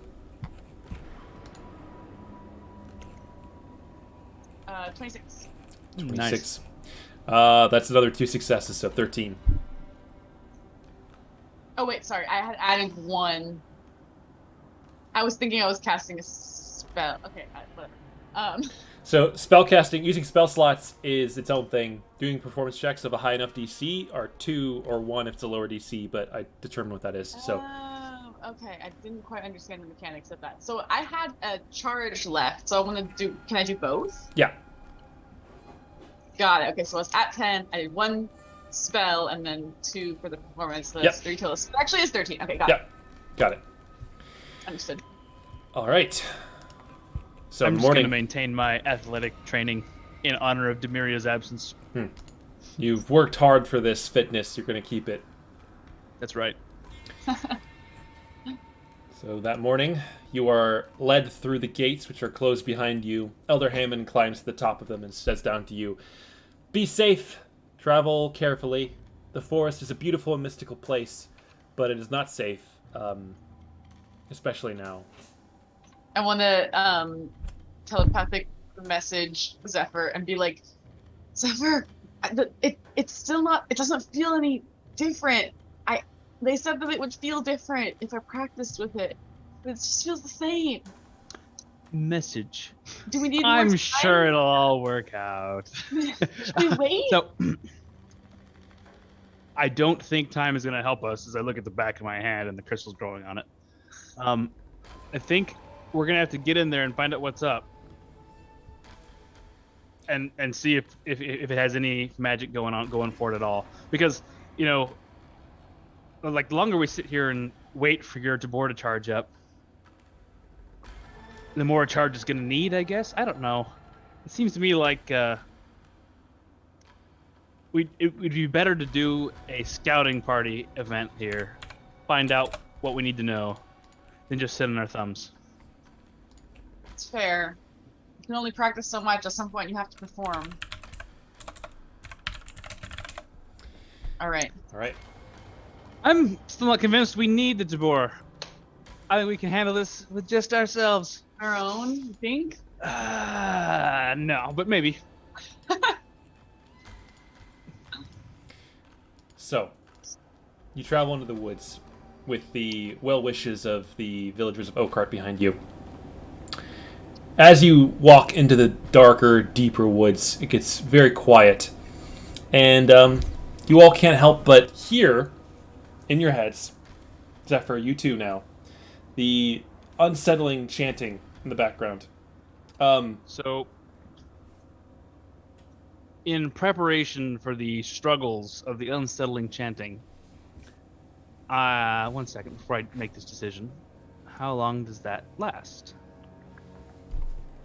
It lasts up to 1 hour, which is just not long enough, so no. Never mind. Okay. I wouldn't do that. I was gonna think about Intellect Fortress, but it's just so short-lived that, like, yes, I feel stronger for an hour, and then All good. Okay, so you head into the woods, and here it gets dark.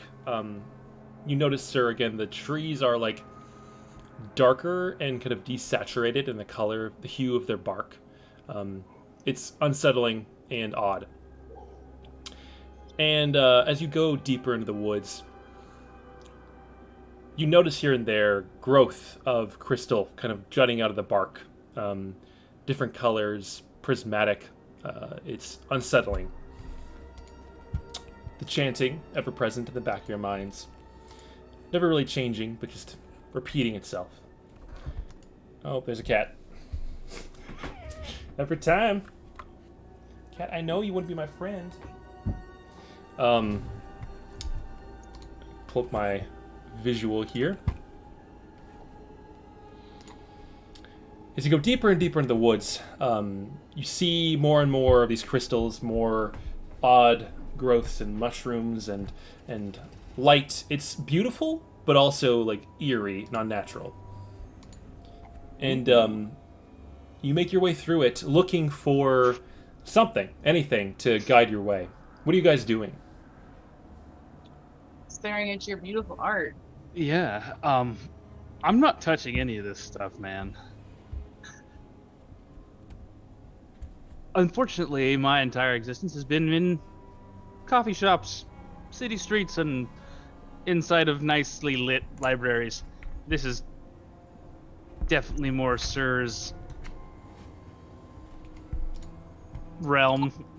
Yeah, I want to, as we're walking, start kind of softly and calmly making like a couple of different little animal noise imitations, like a couple of bird songs, or like, I don't know, some little like chipmunk chitterings, like squeaks and stuff, to try to see if any of those creatures are around and might like echo. Okay. Make a animal handling check.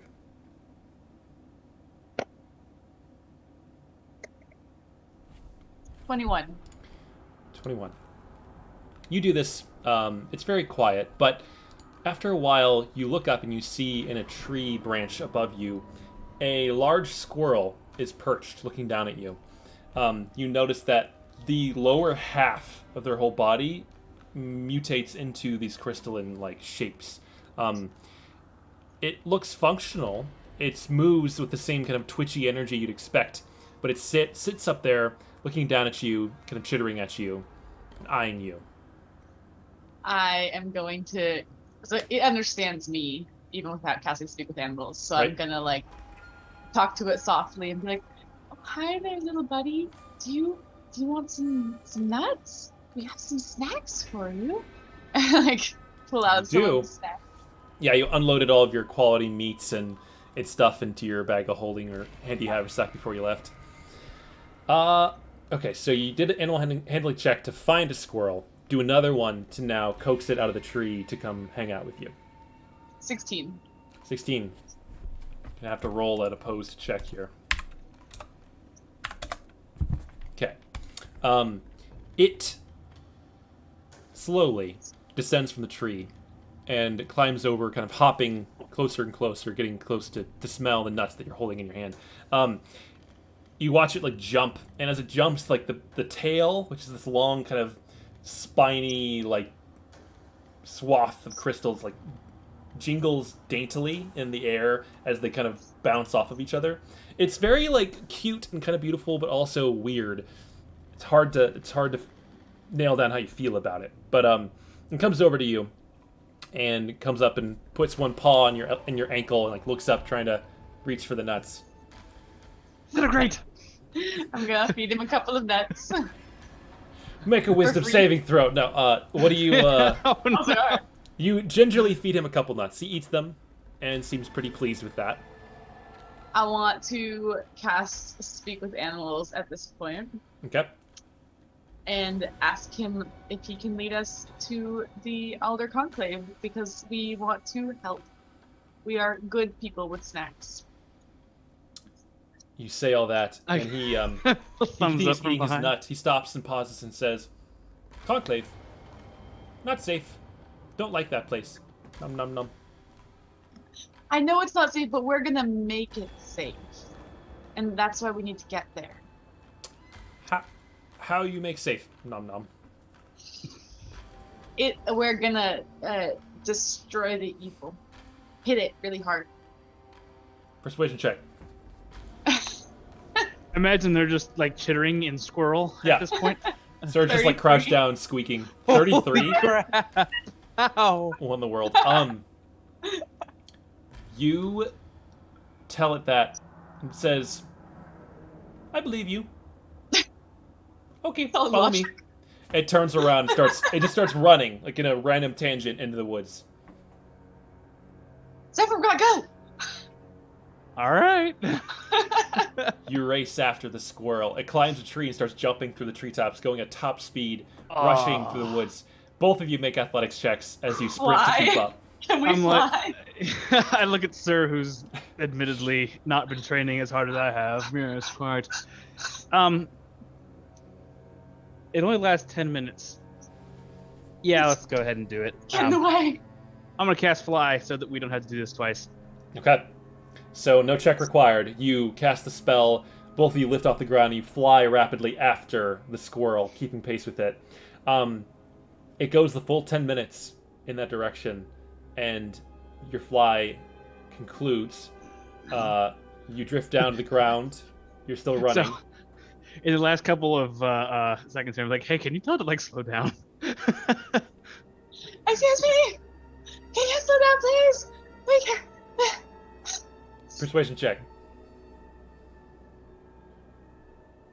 25. 5. It slows down and says, like, "You guys are so slow. We have to get there soon. Let's go." Now that he's been convinced, he's like, get us there. Yeah, I think if he's slowing down, we can probably keep up a little bit better. Okay. Yeah, so make athletic checks. The DC is lowered, but you get the sense that this is like more of a marathon than a race. My training has proven its dividends. 13. 27. 27. So you're doing great, Zephyr. Sir, you're Terminator fine for now, Zephyr. but you're getting worn out. It's getting rough. You persevere though. Keep pushing on. As you're going, both of you make perception checks for me. 12. 6. Sir, you notice as you're like jogging through the woods, you know, all these strange kind of alien crystals here and there pique your interest, but eventually they kind of blur into the background. As you're running through a clearing, you glance around and you notice that all of the clearing is lit with this sort of iridescent, glimmering light that seems to be sourceless, but definitely strange. I don't have time to think about that. I'm following the squirrel. Make a history check as you sprint. 23. 23. It's very similar to some regions of the Underdark that you encountered on your journeys. A strange light coming from nowhere, filling the space. The shimmering rainbow hue is very similar. Oh shit, the haze, the wild magic thing. Oh, that's not Yes.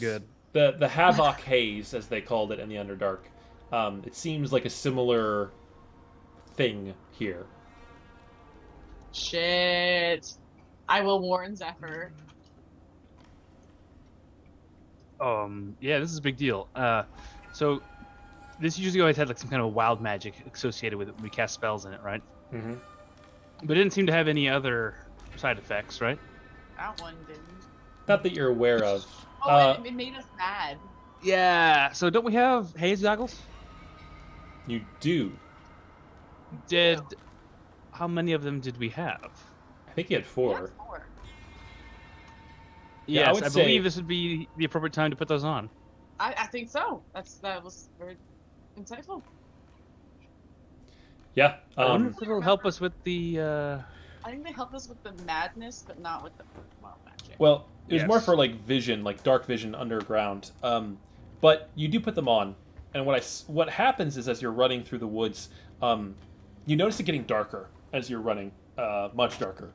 The sky above, which you can see it now and then from the treetop through the tree cracks, just gets darker and darker until you see nothing, just black. There is no sky above. There is just black. No clouds, no stars, nothing.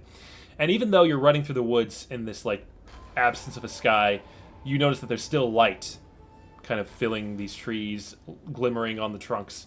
This havoc haze that you're now viewing. You took off your goggles for a second, and you're in complete blackness. You put them back, you can see again. They are pretty useful for keeping track of the squirrel, which continues to chitter at you from ahead. Both of you make 2 more athletics checks. 2 more athletics checks. 1 each or 1 each. 2 each? Nat 20 plus 2. 10. 10. The nat 20 undoes your previous failure, so you're at 2 successes. Zephyr, you're at 1 and 1 as you keep running. All right.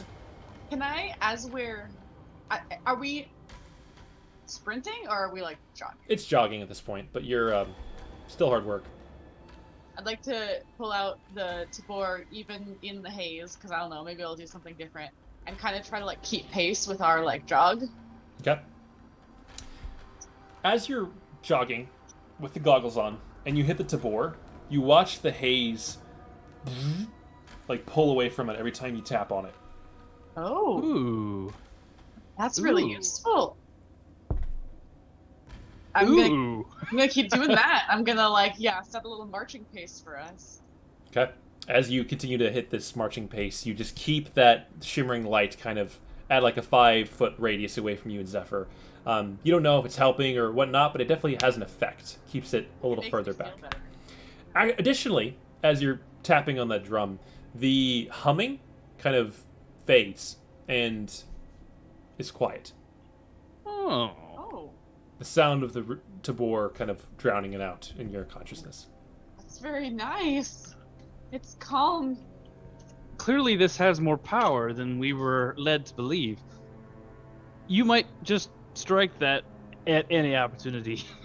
I think that's exactly correct.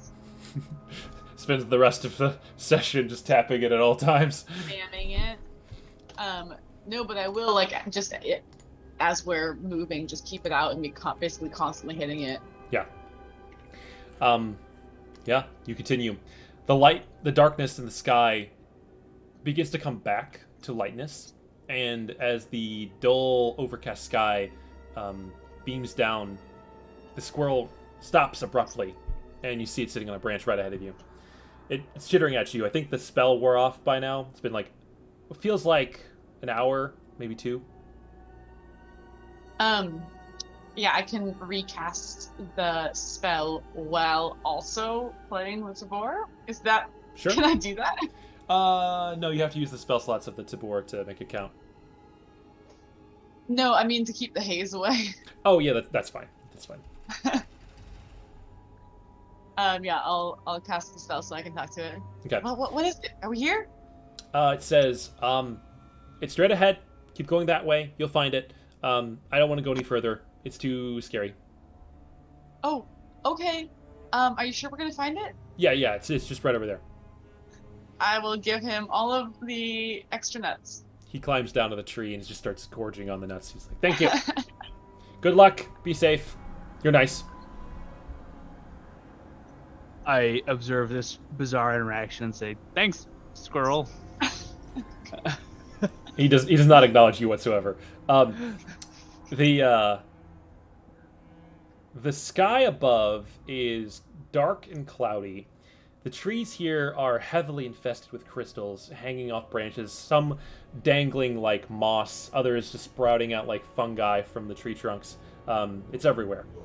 And you leave the squirrel behind, going the direction it told you to go. And you hear the distant sound of thunder, just kind of rolling and rumbling in the sky above, like rain about to come down. You do notice that it's gotten a lot warmer, kind of a gradual warming of the environment. And as you get to what appears to be a clearing, the tree line, it now feels much warmer, like midsummer, probably 70, 80 degrees. You take off your coat, your winter coat. You no longer need it. And you come up to the edge of a clearing. Ahead of you, you see a village in this very large clearing. And immediately, almost entirely shrouded by kind of mist beyond the village, you see a tree, a massive tree, emanating from the horizon, going 7 times higher than the rest of the surrounding stuff. clearly the Great Alder must be. Wow. So the tree is behind the village. It's not in It's the like, village. it's like the village is in front of it, and then it's like beyond it. And does the village look normal? Make a perception check. Yeah. 9. 13. You look around the village. We're not It- hurt. With those two rolls, you notice that the only thing that seems odd about it, it's very rustic. All the buildings are like well crafted and very like odd designs, very traditional, all made from wood, like delicately carved wood. Think like Buddhist temples, sort of in their aesthetic, and but you notice that there's no one there. It is completely deserted, from what you can tell. There's no movement, just an empty road going up straight to the middle of the village towards the tree, and then here and there, clusters of crystal kind of sprouting up out of the ground or growing on the side of a house. And you do notice again, sir, everything here has a very gray cast pallor to it. We should go check it out while we continue hitting the floor. You do notice there really doesn't seem to be any havoc haze here. That was in the forest specifically. Seems to be okay Interesting. here. I would have thought it'd be here. Interesting. I'm still gonna keep hitting it.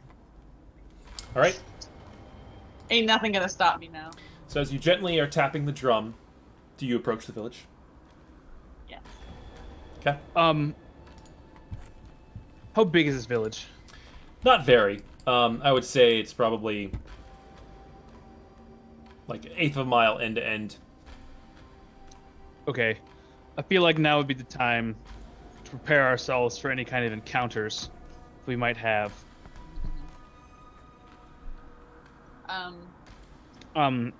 Because like it's gonna be here in this village, right? Is the idea what we're looking for? Whatever it is, it's gonna be bad tree. Hmm. How far is it to the tree from here? Does it look? Seems like there's a path through the village towards the tree. The tree's maybe like half a mile ahead. All right. It's hard to tell with the immensity of it, the total I'm just scale. thinking about the optimal time to bring Borborygmus out, and I think that might be now. It's an hour. Yeah. That you get him for? It takes a minute to cast as well, so it's not useful in combat. Here, let me. I think maybe we wait on him just a little bit. All right, let's do it. I'm just super sketched out by this wood. It's obviously nasty. There's nobody around. If we do run anything, it's gonna be bad. You know what? That's fair. Can you cast it again if we need to? Like I said, it just takes a minute to cast. That's the only problem. I can Yeah. bring him 3 times if I had to. Okay, so do him now, and if we need him later, we can have him again later. All right. I will spend a minute to bring out the elemental servant that is Borborygmus. Is that the Bring him air? forth from the earth. That's No, the he's earth elemental. one. Yeah. Borborygmus rises from the ground. You see in his body there are dozens of small crystals that jut out from the normal like rocky formation. By that logic, I should use my animating performance as well. What are you animating? There's all kinds of rocks and shrubs and whatnot. I would like to animate a crystal. Easy enough. Ooh. Interesting. I can accommodate this. Do give me a second. Because I must. I have the crystal. I have the technology. What color crystal? There's many. A pink one. Pink. Oh, you have an Ion Stone. That's right. I was like, Oh, that's- you already have a crystal hovering around your head. Why? And would you prefer a cluster or perhaps a single chunk? Surprise me. Cluster it is. That's a scary thing to say. DM. Okay. Oh, this is not good. This is not good. No, this map is so creepy, dude. Yes, it's supposed to be creepy. so All good. right, there you go. Floating crystal. I just figured it last time I brought out the fire elemental and he was completely useless, so... It is like It is. gently drizzling rain now. Ah, I should have... That would have been the water elemental... no. Okay. What do you guys do? Should we let's also do some protection, though. Protection from good and evil. Yeah. I mean, Yeah. it only Use your lasts tabor. 10 minutes, but yeah, let's do that. It's a little shroud. Who are you picking? It's one target, right? It's just, yeah, it's one target, and I guess it's technically concentration, so I have to pick one. So yeah, I'll protect Zephyr. All right. Sweet. Zephyr, you receive the... I'm not gonna protect myself. That's an asshole move. You could protect Borborygmus if you wanted to. No, I'd rather protect him. Okay. Alright, what does this do? And Cool. just as an extra layer of insanity, I will start up an anti-charm song. Ooh, I love your paranoia. using the This is drum? very wizard-like. It's a feature that I never use. It's an action. Counter charm. It's counter charm. Okay. I am paranoid though. I'm like, sir shouldn't be that paranoid, but like I am. So you begin playing music, using the tabor to keep time, singing gently to yourself as you march into the village here on the outskirts of this clearing. Borborygmus stomps along behind you. The floating crystal accommodates you. The Ioun stone circling your head, enchanted and singing your anti-curse song. You go into the village. As you walk in, you walk through this gate, kind of near the front of it, and again the thunder rumbles overhead. There's a flash of lightning. It doesn't strike anywhere nearby. It just kind of flickers in the overhead sky, and in that flash, both of you immediately see hundreds of people standing about you, all around you, in this village. You see it for a millisecond in the light from the lightning. You blink, it's all gone. There's nothing there. I just don't have a face Just to. that. I don't have a face to just display how disturbing that is. Just roll your eyes instead. You're like, oh, this is inconvenient. So we can't see them right now, right? But we could see them when there's lightning. You're looking around. Another flash. Maybe 10 feet from you. Looking your direction, you see a tiefling woman, like, staring at you. But instantly gone again in the lightning as it dissipates. Hello? Is anyone there? I'm gonna take a shower. So, so if I'm familiar with like ghosts at all, do I know anything about them? Make a Arcana check. That's a dumb question. Okay, Arcana check. Anything about ghosts? 25. 25. Yeah, I mean, you've read about ghosts. You haven't heard anything about ghosts that only appear when lightning strikes, but, So maybe a better question that I was looking for there is, if I can see the ethereal plane, would it help me see ghosts? yes. True seeing? Well, we You could think use in that. true seeing? We could use true seeing. That might help. Alternatively, if I take a minute, I can dig around with my astromancy archive and prepare see invisibility instead. With a 25 Arcana check, you get the sense that it's not that they're invisible, it's that they're not even here. Another flash. I think we gotta go true seeing. They are moving between flashes. You see the tiefling woman has walked closer to you, but she's not like looking at you. She's looking past you and just walking down the street towards the entrance. Okay, I think we proceed, but we avoid the people just in case they come. They're in that space when lightning flashes. We don't want to be like phased together, right? No mixing. And that's my plan. I mean, okay, that sounds reasonable. Like, I don't want to mix the realities, but are you sure they're gonna not, like, what if they're not friendly? We're kind of walking into their village. They need us to walk into their village. We're here to help them. We're here to help you.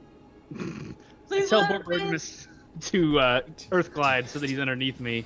Okay, So that yes. his large body doesn't interfere with someone. He goes beneath the ground. I give him the command that if I stomp twice really fast, he'll come out. That way I can talk to him. Okay. So no true seeing? You have a pinch of that true seeing dust? Yes, I do. It's up to you. We have 2 charges left. This seems like an appropriate time to use it when we're freaked out, one right? charge is both of us, so we would still have 1 left after that. Okay, well, I'll bring... If you want to use it, I'll bring Bobes back, and he can Bogues. participate in the... Bogues. He can Let's participate do in it. the It's a big in the use. true seeing combo. That's weird enough. I want to be able to see these people. You bring Bogues up, and you cast the True Sight dust on all of you. It takes effect. You can see into the ethereal plane, and you see them now. It gets more intense with the lightning flashes. They're illuminated, but there is an entire village of people actively going about their day. You watch as they walk to and fro. Some of them walk up to each other and look at each other. They don't talk, but then they just kind of pass around each other, moving. You see a farmer-looking person over by a shed. He's digging with a shovel. But you watch, you can see both the ethereal and the real at the same time. He's digging and making no progress. Like nothing is happening. As you continue to observe and move forward through the space, trying to avoid walking through anyone, they are all going about their lives, best you can tell, but they're also seemingly like ineffective. They're not accomplishing anything. They're like trying to stack fruit that doesn't exist, and they're trying to like do menial tasks, go about their lives like a normal villager would, but nothing's happening. They're getting nowhere and achieving nothing. What are they wearing? You see a mix of things. Some are wearing animal furs, some have like farmer garb, overalls and whatnot, but it's all very simple. It's all like handmade and rough. Very simple. In line with like what people wear these days in Old Mafia, or is it like ascendant? Yeah. Oh no, they're not that old. They're all human. You see humans, tieflings, dwarves. It's all a mix of modern day peoples. The fashion or whatever is not what you consider modern, but it's also not. It's just simple. It's like white shirt, overalls. That's it. And like buckskin pants. Like there's not a lot. They're not doing a lot in terms of decoration. Okay, so certainly no like shrine priests or anything ridiculous. As you're proceeding forward, both of you make a perception check.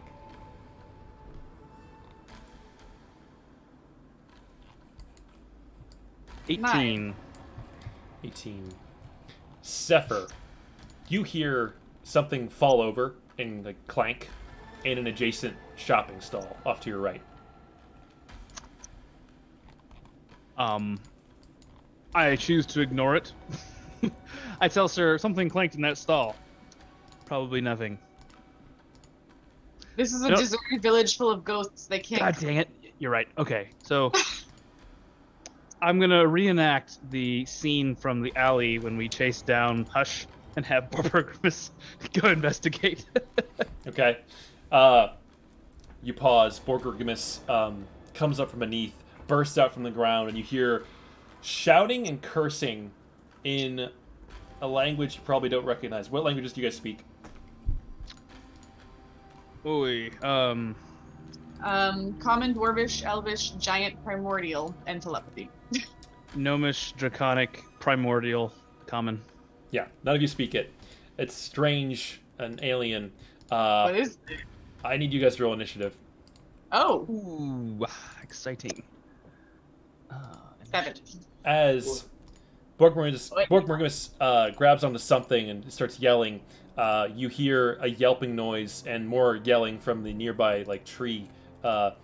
Running out into view and looking around in a panic, you see a short, stout, small person, maybe like a halfling sized, with a hood and a staff in one hand, and next to them is a large wolf-like creature. But as it bounds out and looks at you all, it has the face of something like a bat and a person. It has a human nose and bat ears. It's very unpleasant to look at. Yeah, so we're rolling initiative now, as they've been engaged by Borgmorgus. You can have Borgmorgus make an attack on one of them. Okay, I will do so. Let me pull up his stat sheet. All right, multi-attack is 2 slam attacks, so he makes 2 slam attacks.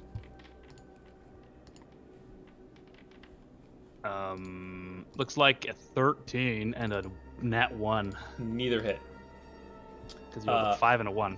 He burst out and scared them, but nothing successfully went through. So, what was the initiative, Zephyr? I have to roll initiative for him as well. Yeah. So mine was 18, and his was 4. Okay, and sir? 7. All right. In the shouting that ensues, the one of them points at you all and shouts. The wolf-like creature comes bounding out and charges into the fray. It's going to jump over this broken hut and landing here.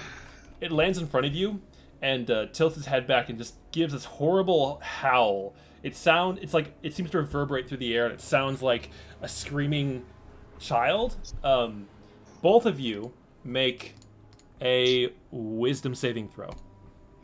Is this an aberration, a celestial, an elemental, a fiend, a fae, or undead? This is a fae creature. Is this a charm? It is No.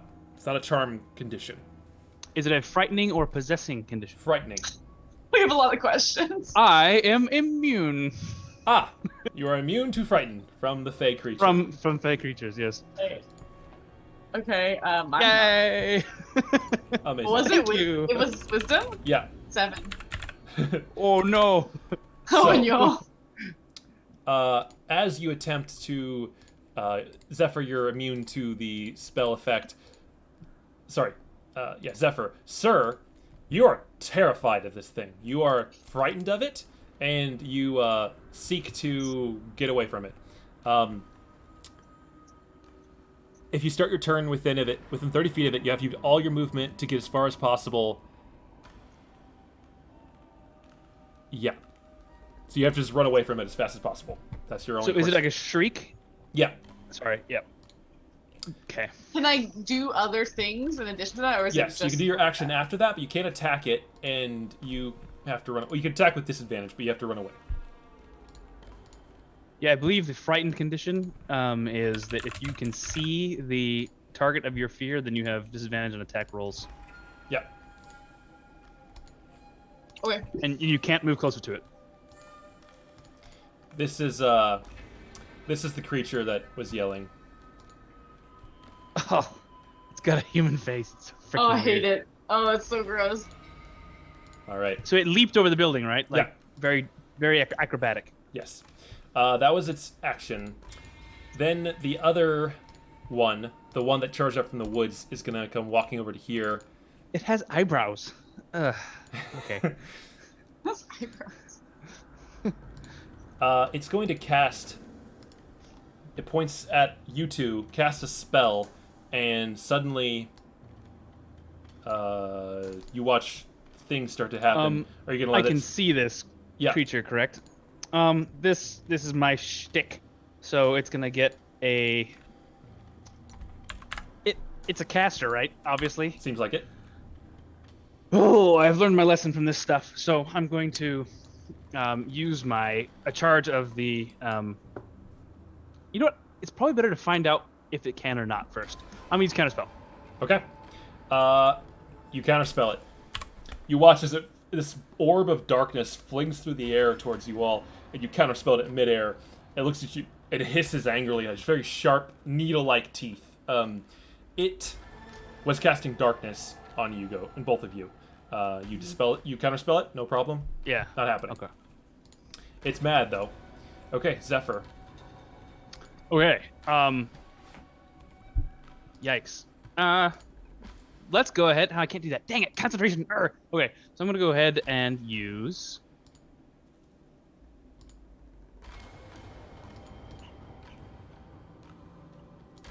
I'm gonna go ahead and cast Scorching Ray. Okay. And I want to cast Scorching it. Ray. I want to kill this creepy bat creature. Okay. Scorching Ray towards the bat creature. Is there an attack roll? Yes. A 17, 11, and a 20. A dirty 20.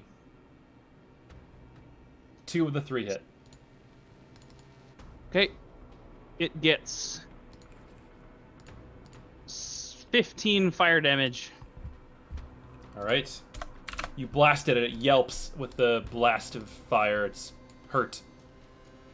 And then I would like to use. Well, I'll be like, Borborgimus, please smash the giant cat thing with the bat ears. And then I'm going to. Can I safely run away from this thing, or is it going to bite me? You are not within melee of it, so you can run away. Okay, I'm gonna use my spider arms and climb on top of this hut. Okay. You pull out the spider legs and you crawl up on top of the hut, safe from its range. As the Borgburgmist moves around, it's going to get attacked by the other one that it surprised.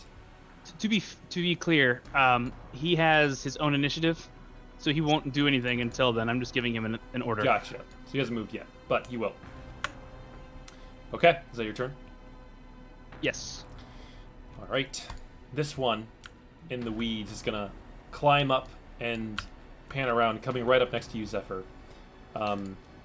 As it comes up, it seems to be like female. It's got these like gray hair, glowing little beady eyes, and like razor sharp little needle teeth.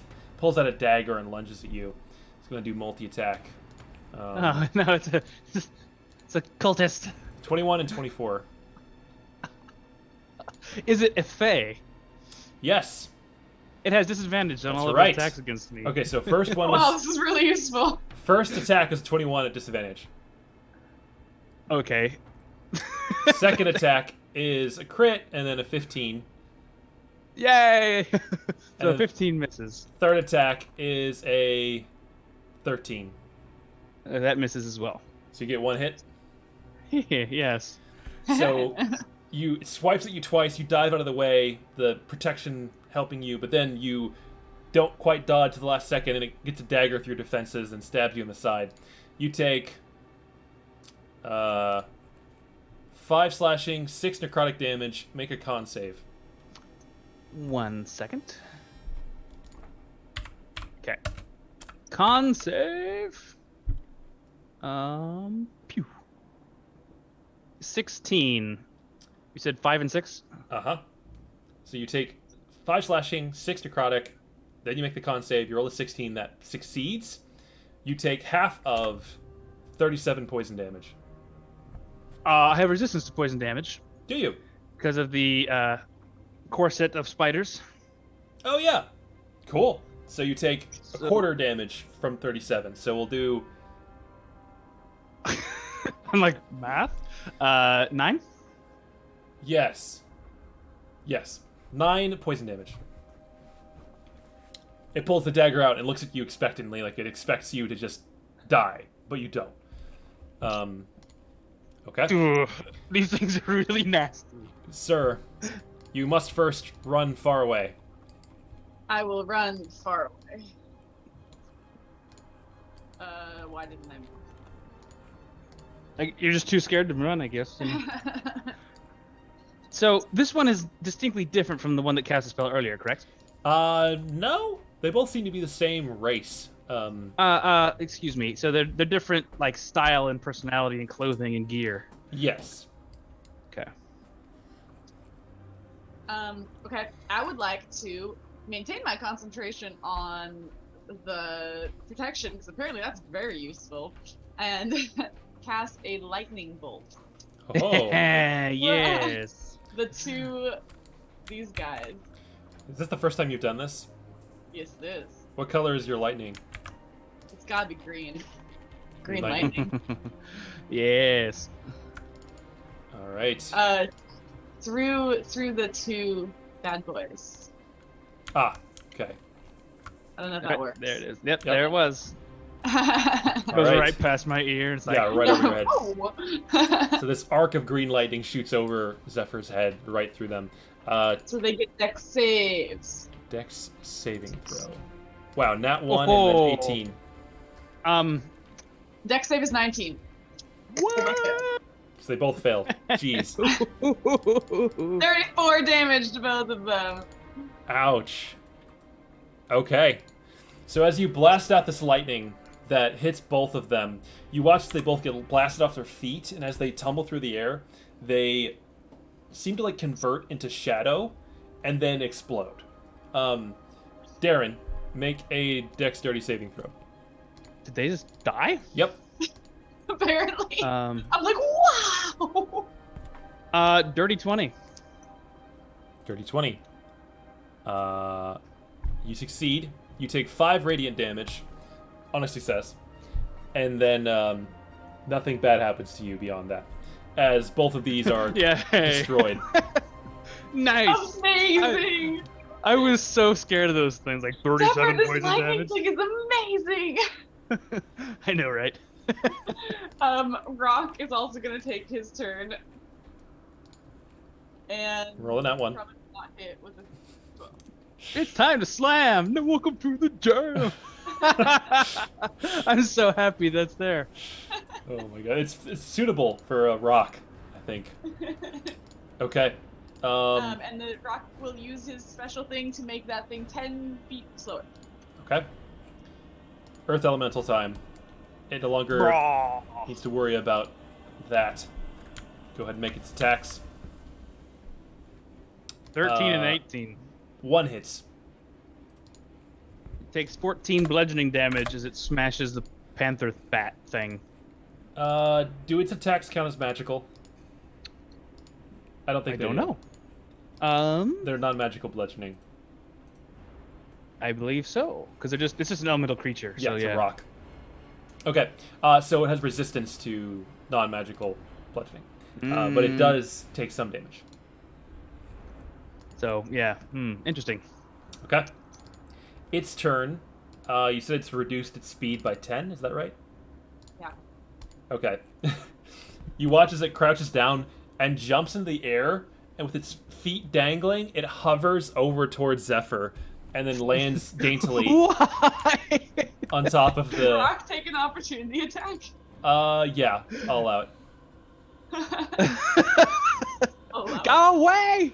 It's you watch it come towards you, opens its like human-like face, mouth, and it's trying to bite you. That's so gross. It has 16. disadvantage on its attacks. Damn, yeah, it does. 16. So I'm gonna go ahead and cast shield with my reaction Okay. As it's and very prevent it's that. rows of human-like but weirdly small. There are way too many teeth come in and like chomp towards your face. You shield and knock it away. It looks confused, and then it's gonna try and bite you again. Disadvantage 9. Weird. No, Yeah, you keep it at bay. this is the worst thing. Okay. So gross. Okay, Protection from evil and good is awesome. It's really OP right now. sir. Okay. I'm going to shoot off a quick vicious mockery in its general direction. A well-poised insult about its tiny little baby teeth. Okay. Make a wait. It's a saving So it has throw. to make a wisdom save.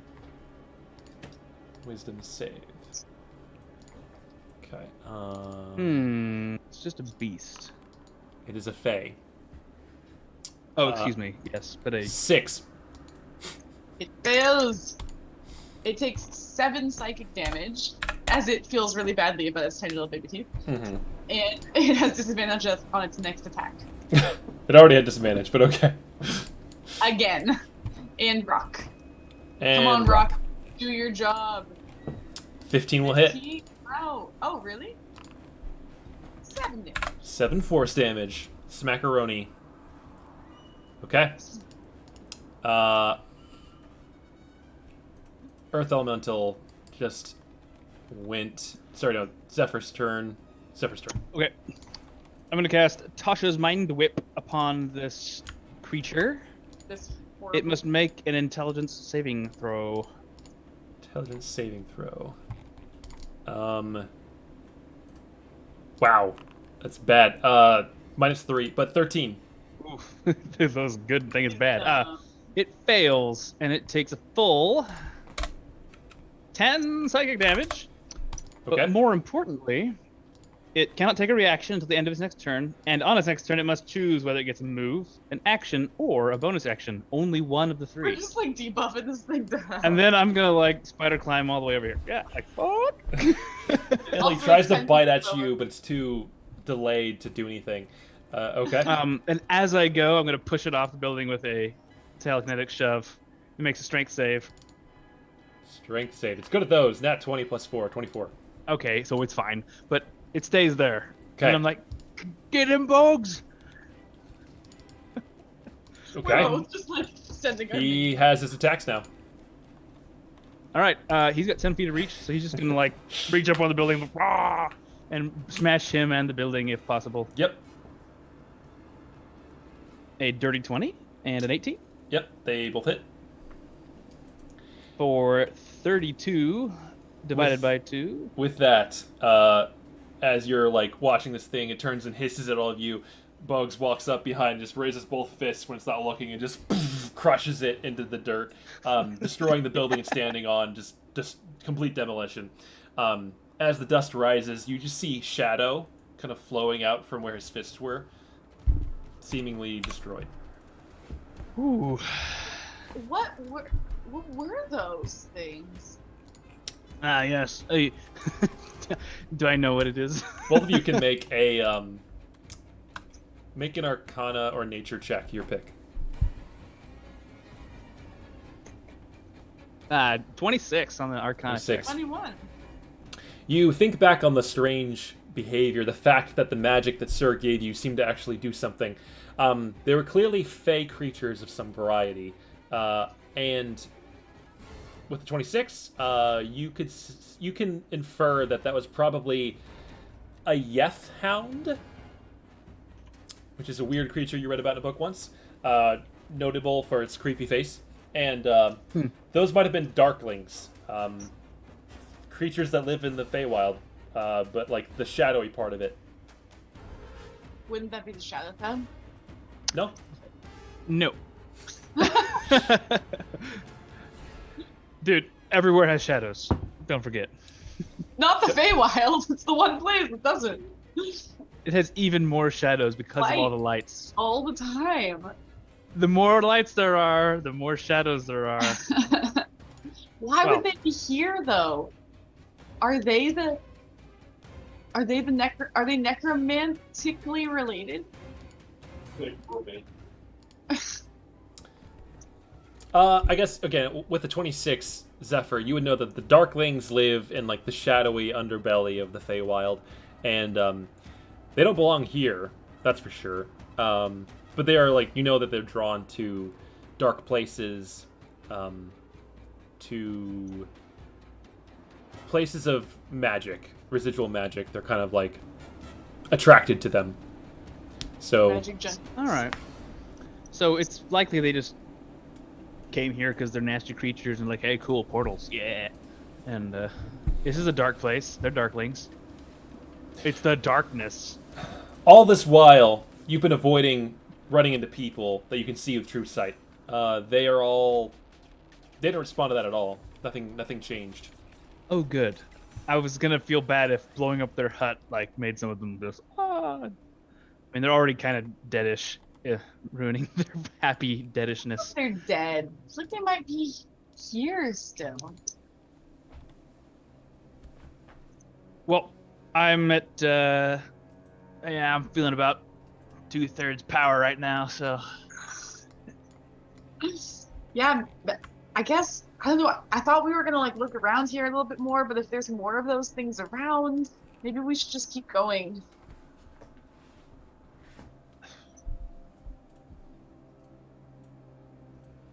Ahead of you is a sort of shrine, a larger central building that lies between you and the tree on the other side of it. Shrine, you say? well, Investigate the shrine. after you. It seems like a reasonable place to start. All right, you all head to the shrine and enter into it. As you enter to the shrine, the appearance of it is a kind of an open air decorative shrine with, at the very center, underneath an arched roof, a big tree, and then in front of the tree is a statue of a woman. She is ample and full-bodied as she stands there with, like, completely naked, of course, the statue, carved from wood, and she is holding what appears to be like a deer on one side, and there is a, we'll say, a dog like sitting on her other side, and there's like in front of her a small shrine with, like, an altar with food, offerings of food stuff, but all the food is super old, dried out. There's like a corn cob that has been, it has like kind of grown out into pieces of crystal. It's like totally gone amok. Food offerings. We have a lot of food. You do. Food offerings. I imagine we put it in the portable hole to carry with us from the refrigerated ship. Sure. Sounds good. Take out the hole, dive in there, rummage around, grab all of the apples, just like and slabs bread, of beef. And a like, couple slabs of beef, just like 2, 3 of everything, and then just like kind of Ooh. throw it back out of the hole. And I'll cleanse all the dirty, old, rotten things out of the way. all right. Use mage hand so I don't have to touch it. You cleared out, and do you put all the food on the altar? Yes. You And say a little prayer. do. Okay. What do you say? I want to say, well, do I know who this goddess is? Clearly, it's Melora, the goddess of nature. Oh. I was like, who's this naked slut? Wow. So harsh. Jeez. Well, I was like, oh, what would be an appropriate spicy thing to say for, like, Zephyr, right? That would be wildly inappropriate. Yes, in this. Yes. small And I was like, temple. that's not right. I'm not going to say that. And like, oh, it's Melora. And I was like, oh, good. I don't have to say that. I want to say, hi, Melora. How you doing? What up? It's your boy, sir. I want. Well, we're gonna clean up this altar for you because I know you like things nice, and we're just gonna put this food here for you. I think you might enjoy it. It's really tasty. The squirrels really enjoyed it, and if you could maybe help us to get to the alder tree and/or defeat the darkness that is plaguing the forest, that'd be really great. I'd really appreciate it. It'd be Make a awesome. religion check with advantage.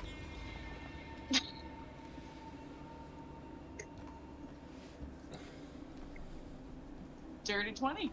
20.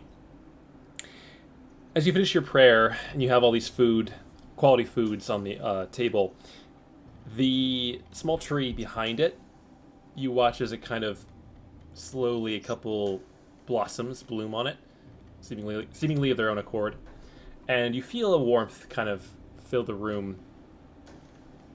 It's a little bit less dreary around you. I will say, sir, you receive the blessing of Melora temporarily. It is a simple thing, but essentially you can make nature checks to cast Druidcraft. That sounds fun. Yeah, it's like a temporary thing. Like, it'll go away after a day, but just a Right. small little blessing of nature. Thanks, Melora. This is sick. You carve away a little space of nature and peace amidst this chaotic space. So that's the shrine right in front of you. There is a big open area around it. Beyond the shrine, there is a viewing platform that looks towards the Great Altar, which you can see through the building. You walk ahead and you go up to the platform. Zephyr, you immediately notice and are drawn to the teleportation sigil engraved in stone on top of this viewing platform that looks out towards the altar. Say, sir, just a minute. I'm gonna make use of this. While It's not her time to be doing some studying. It's kind of just got shit to do.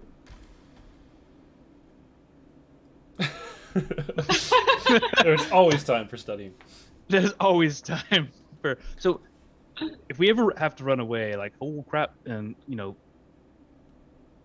make a break for it. This is the only way we get back here quickly. And I think it's better to be prepared for that than to go off willy-nilly and get. You're right. You're right. Okay. Plus, I could use a minute Calm to down. decompress anyways, probably. Calm down. As I look down at a festering death wound from the Darkling, and then get stabbed. It happens. Oh, do you wanna do you want me to fix that? Oh, that would actually be really nice. Yeah, that was a painful stab. I got stabbed one time, and I'm down 1/3 of my health. What? How low are you? 25 points, basically. All right, you get a healer's kit. 1d6 plus 4 plus 12. No. How many hit die do we have? 12? 12. Oh, it's your level. Yeah. Quite a few. I forgot how well this scales, actually. Take 20 hit points. It says. Nice. Oh yeah. Thank you, sir. Thank you, sir. And then I'll take that moment to also sketch out this sigil sequence. Mm-hmm. So, sir, you look at the Great Altar while Zephyr does that. You can see from this position, finally, there's a long kind of valley ahead of you that leads up to it, with trees on either side. At the base is this sort of explosion of crystal that you can see. It's like a whole field of pure crystal, and at the very base of the tree trunk, there is this big, not a sphere, but a bunch of jagged crystal kind of jutting out of the ground, pointing outwards like a frozen explosion in time, if you will. Debris. If something blew up and chunks were flying and then just stopped and it all crystallized, that's kind of what it looks like. Along the tree and spiraling up the tree from that spot, you see long tendrils of crystal growths jutting out of it. It looks pretty bad in terms of how infected it is. There's a lot of crystal growth on it. And then this valley is just a long, straight walkway up to the edge of that crystal field all along, that transitions to the pure crystal region in front of the tree. Zephyr, are you done yet? I'm probably done. So sort of the vibe in the region directly at the base. Ooh. Jeez. But trees instead of stalagmites. Yeah. Wolf. That looks really scary. So have the crystals that we've observed in the journey through the woods, are they can we break them? Can we just crunch them and stuff? They're fairly brittle. Yeah, you hit one with the hammer and it does break. I suppose it doesn't do much, but interesting. It looks like the tree itself is being poisoned by this crystalline growth. And the tree isn't completely crystal, though. Yeah. This is certainly the source of a lot of it. all the trees here are covered in crystal. The air itself feels heavy and foreboding. The ground is gray. A lot of the plants are just withered completely. As you walk out of the shrine onto this path to the base of the altar, there's like little crystals everywhere on the ground, just crunching beneath your feet.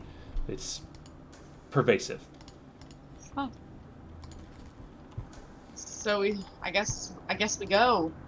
I don't know what we're gonna do when we get there. Yeah. We could.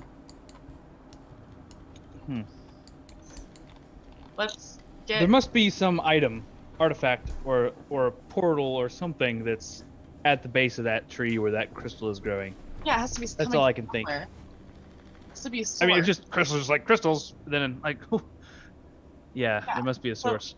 Let's get closer and see if we can see what it is. All right. You approach. You walk down the long, straight road to the base of the tree, watching it get bigger as you go. Yeah. I have to pee. Cool. Do that. I'm gonna do it too. I'll sit here and make sure that the screen doesn't change. We're good.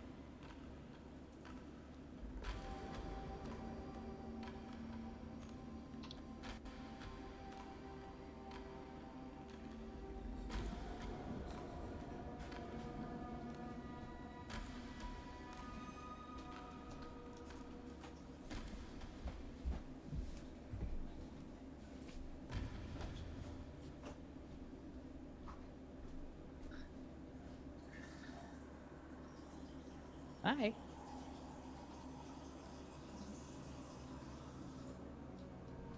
Do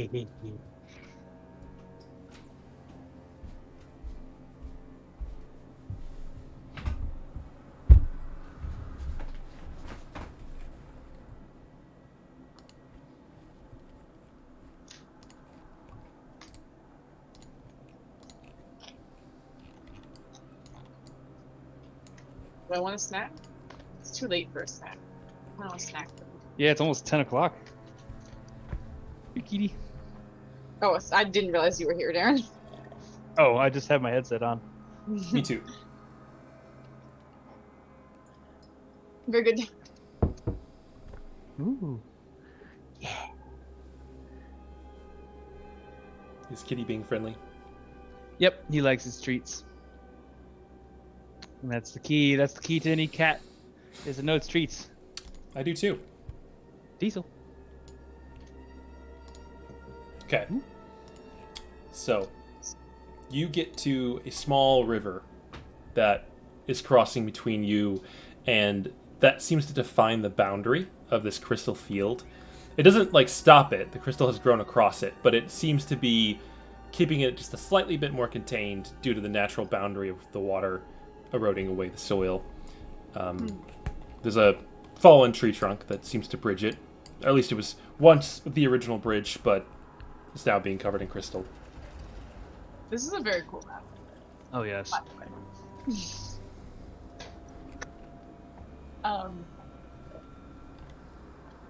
Let's carefully pick our way across. Is it like really like unwalkable? It's definitely walkable. It's just potentially easy to slip. All right. I'm gonna use my corset of the Broodmother to spider climb across, very quickly and rapidly. Hold my hand. Okay. I will hold your hand. No problem. You go. I'll say, sir, make a acrobatics check with advantage because Zephyr is easily helping you. No check required from Zephyr. 15. Good enough. You cross together to the other side, and now Should I have Borborgmus come across? I would say at this point it's probably been an hour. Okay, it was a long that's walk. Fine. Okay. He's been left behind, Just- sadly. Sadly. Okay. Sir, you again notice the havoc haze sort of emanating forth here from the crystal around you. It definitely seems to be not just like present, but originating from the crystals. Damn. Okay.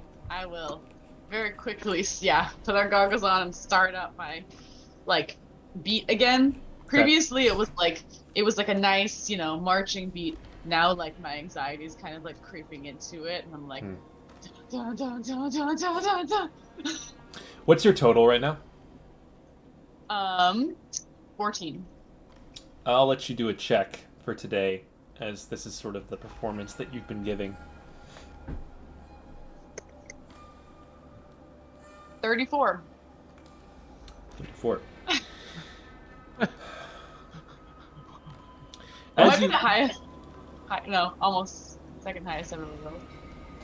As you walk into the space and you anxiously begin to beat the drum, you're not even looking at it, but Zephyr, you glance over, you see that on the center of the tabor is a glowing rune. Bright green, just on the center of it. And as Sir is hitting it, Sir, you begin to feel it kind of pulsating in your hand. It's odd. It resonates with each beat of the drum that you hit, and that seems to enhance it. It's vibrating. There's something happening. You can glance down and look at it, see the rune as well. What is it like? What is the rune? What does it look like? Both of you make. Oh, good question. Do either of you speak Primordial? We both do, I think. Both do. That's yeah. right, yeah. So you recognize the rune as the rune in Primordial for, song. It's super basic, but it's just, it is deeply enchanted with music. And it seems to have activated somehow. Oh, shit. No, kitty, no. 15 successes was the criteria. The magic number. Yeah. It's very poetic that it happened here. Because I knew you were close and you were doing a thing, I'm like, I'll let this count for today. 34. So as you are, okay, so you're beating the drum. You notice all this happening, and you're like, whoa, that's cool and unexpected. Zephyr, you're a little bit less impressed by the drum, and you hear something nearby. You hear a kind of dragging, scraping noise, and you see staggering out from behind one of these large clusters and into your line of sight, a creature. It's bipedal, but it's covered in crystal growths. It's so covered it's cumbersome, and it's lurching forward on two legs. They end in sharp points. They don't have feet. They're just spindly points, and its one arm is heavy and kind of dragging on the ground. The other arm is so long, it's long and fleshy and elongated, and it's just dragging behind it out of sight, being pulled along like this super long hose of flexible goo or flesh. This is so gross. I love it. You see this one over here come into view. And as it comes into view and it looks over towards you, it has no eyes, just holes where eyes would be. And it kind of looks towards both of you and begins to cry. You watch tears pouring down its face. What are you guys doing? I wanna. Sir? I'm gonna go up to it and be like, "Oh my god, are you okay?" No! That is not the right response. As you, crying. so you take a few It's steps got a- forward. Bladed tentacle tail thing. Don't judge things by their aesthetics. You walk towards it a bit, sir, and you say, "Are you okay?" And it looks towards you and just shakes its head. How can we help? It lifts up its one arm like this in a gesture of openness towards you. You watch as the arm that's dragging back behind the rock, suddenly begins to twist and like suck inward and kind of scrunch up like an earthworm. It like pulls it all up to its side, and this arm is incredibly long with a bladed end on the end of it. It looks at you, goes like, Is it?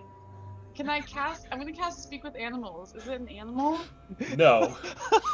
You can't speak with animals, and it says, and it goes, and its arm like shoots across the entire space between you, lunging towards you. Sir, does a 20 hit you? Yeah. Sir, you take 24 piercing damage as this harpoon pierces through you. You are grappled and yeeted across the space to it as it retracts the arm back to itself. Oh no! I need you guys to roll initiative. Jesus Christ. The grapple was the oh no. 13. 14. Okay. Why is it crying? It's hella cursed, that's why. Oh, Yeah, generally gross things are just bad. That's D&D. that's just me. That's like limited in thought, my friend. I know, right? Okay. So sorry, Zephyr, what'd you get? 14. Sir? 13. Ooh, it's got some buddies over there, doesn't it? Yep. Cool, it goes first. It's going to Great. use its sorrowful embrace. You are, as you pull all the way up to it, its other arm reaches around and like caresses you gently with its arm, pulls you in tighter. Make a wisdom saving throw. This is the scariest shit. 12. 12. No. You take 20 psychic damage as it like Die here. as it like breathes into your face. You see like in its throat there are these crystal growths like jutting out of the walls of its mouth and neck, and it just kind of like exhales on you. You feel its tears dripping onto your face. Oh god. That's its turn. Zephyr, you see scurrying around this crystal, this little creature. It's very fast and small. It comes sprinting out, sees you, has like a little like frog mouth, and it goes "Meow, meow," and just comes charging across the space towards you. Of course it does. Of course they do. They're gonna jump on you. Oh, of course they do. Does a 17 hit? 17 would hit. I'm gonna go ahead and use my reaction to cast shield. Shield. Okay, the other one tries to bite you. 21? That's what my AC is with shield. So the other one does hit then. Yes. Okay. So I can deflect one and.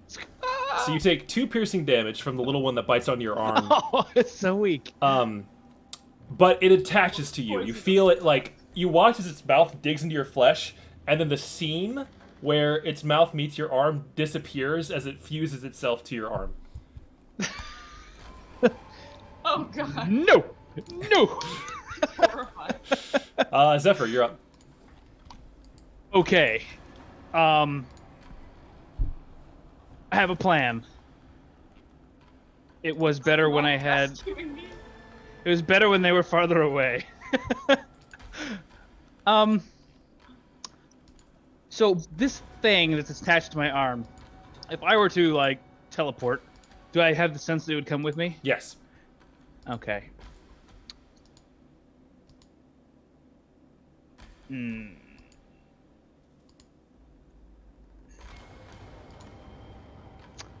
Well, shit. Okay, so what I'm gonna do is, how far away is Sir? At this point in time, 54 feet. I can move closer. So what I'm gonna do is, I'm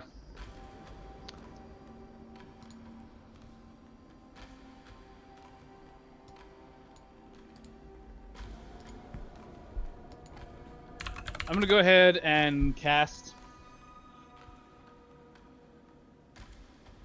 telekinesis. I'm gonna use distant so that I can do it from far away. Distant spell? And I'm going to grab the monster that is attacking him. Okay. Strength save? It makes a strength check versus my ability check Strength for check. spellcasting.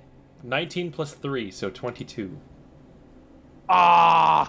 Very strong. I used my reaction to give myself a bonus because I have 17 plus 4 is 21.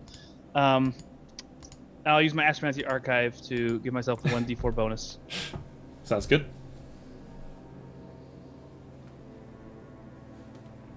24. So 24. I win. I Nice. win. And so what that does is it allows me to move the creature, which I'm assuming is smaller than huge, Yep. and I move it up to 30 feet in any direction, including upward, which I do. And it is restrained. Okay, so you grab it hard and fling it upwards into the air with your psychic connection. It is... So forced movement ends grappling. Is usually how that works. Which is why I Gotcha. tried it. Gotcha.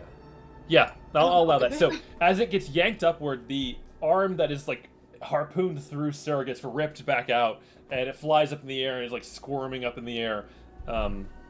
Okay. And then I'm gonna use my bonus action to try to use the Mage Hand feature of Telekinetic to rip that thing out of my arm. Okay, make a... Is it another, like, the push It check? it makes a strength save. 8. Haha! I can move it 5 feet. Yeah. So you grasp it, Pull it 5 feet. and you rip it off. It does come off, but, like, rips a chunk out of you with it. To knock it back 5 feet. Yeah. Okay. And then they're much faster than me, so there's no point in running away. So I'm gonna stand there and be like, shit. Maybe they can't climb though, so I'll use my move action and climb up the crystals, or are the crystals tall? They're too sheer. I guess you... Oh, you have Okay. your spider climb thing, though. You can totally do that. Yes. Yeah, you can climb it. So I'm gonna climb up the crystals as high as I can go to get away from those creepy things. Okay. You climb the crystal. With my corset of the brood mother. Sir. And I'd be like, you're- get it, sir, it can't move. I'm like, I just got harpooned and stabbed and psychicked, and I'm like scrambling backwards, and I'm gonna panic cast polymorph. Excellent. That's my go-to. What's the saving throw? Wisdom. Wisdom. Not great. 7. Question. Did I take damage when I ripped the thing out, the arm? No. Okay. You would take damage if you hadn't ripped it out of its arm. Yes, that was my... What are you polymorphing it into? I'm gonna polymorph it into a medium-sized daddy longleg. So a large spider. Yeah. Not like, you know, not But not a giant the spider. first one. Yeah, not one that can like hurt us. Yeah. With the thought being that like I don't want it to take damage when it falls. Right. It won't. It'll bounce. So I don't want it to be anything that heavy or like a slug would like splat. It's just Okay. like a daddy long leg. Yeah. So you transform it into a daddy long legs that is currently floating 30 feet in the air, restrained with magic, and it works. And I'm like scrambling backwards while I do it, so I'm like over here, like, oh, okay. Okay. Bleeding out from your shoulder. I'm gonna also. Oh, never mind. I can't do that. Inspires effort. Spires effort. Okay. Inspiration. I don't know where to mark that down. Okay. Top of the round. Spider. How long does polymorph last? Does it get to make a save every round, or is it stuck? I think Well, it's stuck. Hold on, actually, let me check. It's probably until it takes It's damage, supposed- right? I think it's just till it takes damage. It lasts an hour or until it takes damage. Gotcha. Okay. Yeah, it's basically screwed. It's just doing nothing. The two near Zephyr, including the one that you ripped off, you watch you rip like the mouth parts that were like biting into you and fused. It doesn't have a mouth now. You watch as it like shakes its head and teeth like grow out of the maw hole, and then it comes charging back after you. They're both jumping at you again. Horrifying monsters. Jesus Christ. There's two of them. They have advantage. Ah. 21. Yeah, 21 hits me. Yes. Second one attacks. Ooh, that's a crit. Of course it hits me. So My the first fleas. one does 16 piercing and necrotic total. So 16. Oh, it's different. Okay. 1 second. I can do math. Okay. Oh, sorry. Yeah, I did the math wrong. Undo that. Just 8 piercing, and it fuses itself to you. The second one on a crit does only 5 piercing, which is dumb, and fuses itself to you. So you watch Zephyr now has two of these things like hanging off her arms. Their little legs are like kicking, and their heads are like fused to her arms. Very unpleasant. This is horrifying. Zephyr. So, I'm gonna go ahead and I have a spell for this. I know I do. For fleas burrowing into your arms? Yes. Why would you have a spell for that? Because the wizards are prepared for anything. Everything. So preparation spell 1. I'm gonna use telekinesis to grab one of them and fucking rip it out. Which means the other one that's I'm currently grabbed would fall. So you drop the spider to the ground. Yes. Um, And I'm it gonna won't- grab the first. Yes. It will not take damage, and then so it's a strength check. Yes. Versus my spell check. That 20 minus 2 to 18. Ah. You have I gotta- inspiration. Is that it's an ability? I just didn't want to use it. So let me roll a d10, I guess. It is an 18 with a 3. Do I get advantage on that if it's just an ability check? It is, yeah. Yeah. Okay, I will take the advantage. Okay, so I got an 18, which I believe a match goes in my favor. Yeah, you win. Okay. So you rip it Nice. off. So that one goes up 30 feet. Like, get away, get away. Woo! And then the other one gets a bonus action telekinetic shove. Strength save. 11. Yes! You rip it out. So you now have 3 gaping, oozing wounds from the mouth parts of these things. And I'm completely out of actions again. So they clearly have no problem climbing up these crystals. So I'm just gonna like bust ass towards Sir. Climb back down the wall towards Sir. Okay. I don't have a movement here. I am colliding with walls. Oh, I got it. Sir. Okay, well, I'm gonna maintain concentration with the spider because that thing Yep. is scary as fuck. And I'm gonna Oh shoot. tell one of the fleas that it's been a bad little blood-sucking bastard. It's so bad. It needs to make a wisdom save. Okay. I made my con saves. Gotta remember to do those. Yeah. Let's see. Charisma save? Wisdom. Wisdom. 14. It fails. Yes.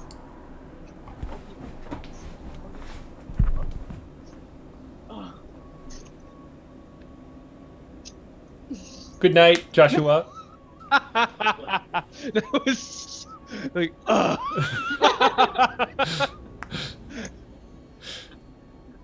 5 damage to the flea. Oh, you insulted the flea.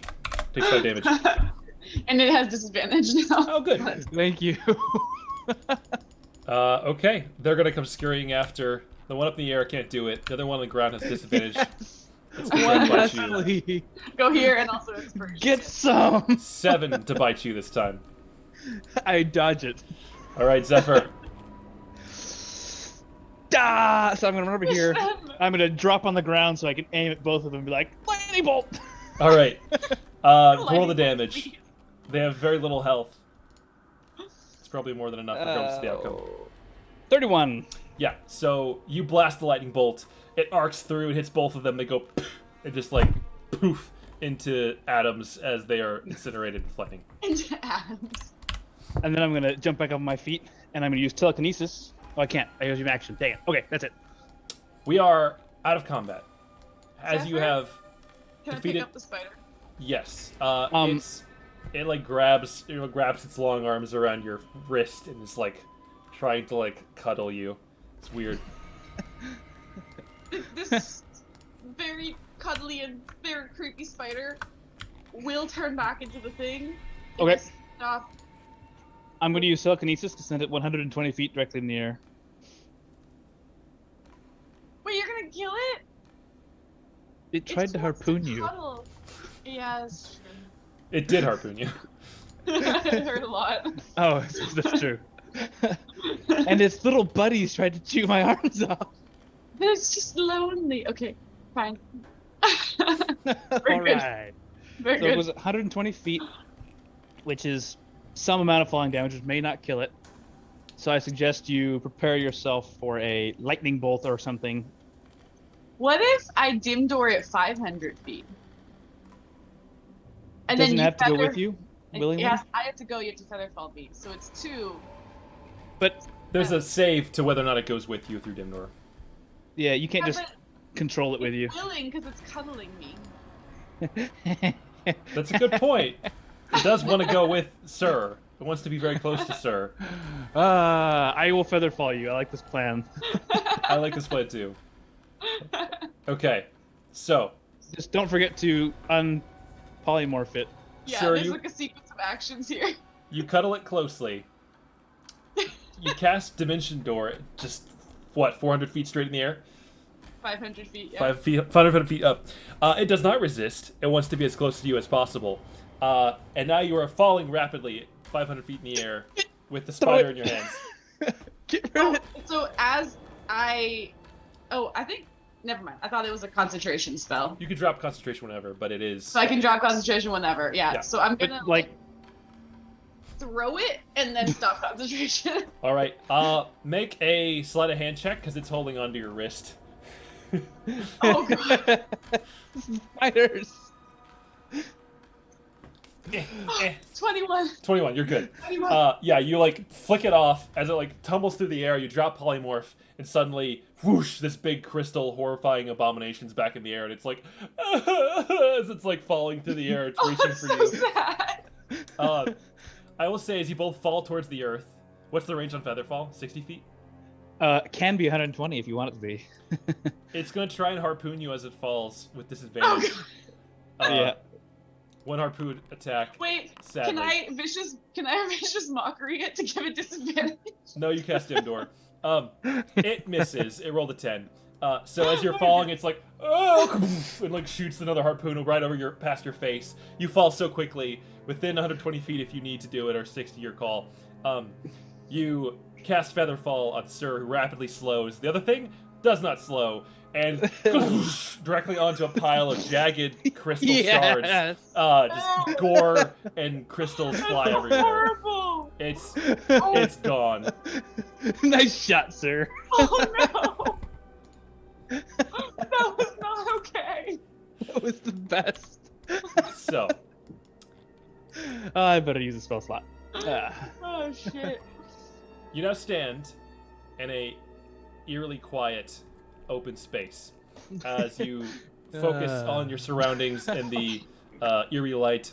I didn't make you do the wild magic rolls for magic because you're in Havoc Haze, but you were playing the Tabor to try and like keep it at bay when you started all this with deliberate choices, so I would say that counteracted it.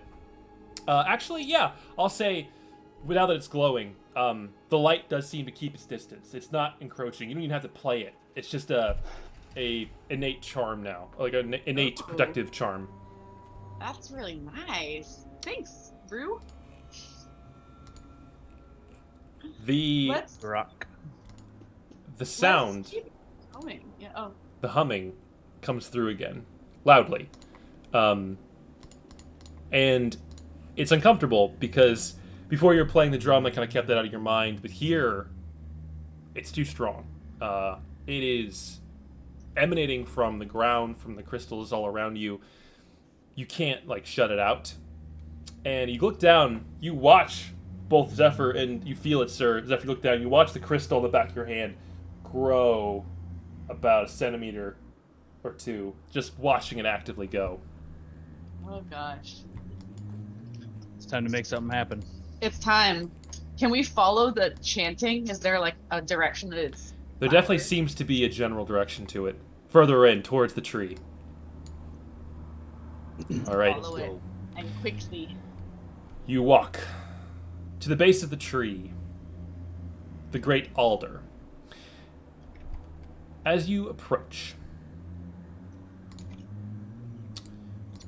back to this, the chanting gets ever louder and slowly just fills your mind's like hearing. It's not actually there; you just hear it intensely.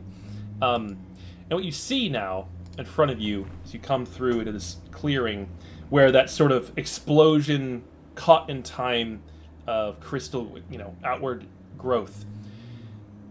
That large chunk of crystal at the base of the tree is translucent, and you can see into it. Inside, you see a large open patch of ground. In a circle around it, deep within this frozen explosion of crystal, you see maybe a dozen or so forms, people standing in a circle, arms raised up, outstretched, all facing the center. In particular, you see a woman at on sort of a raised platform.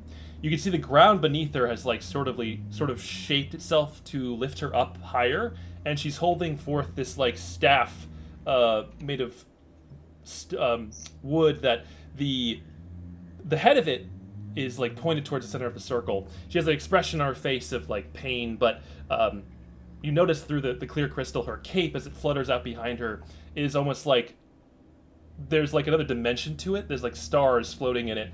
It's a very intense kind of pose that she holds, and the people around the circle are all seemingly contributing to this.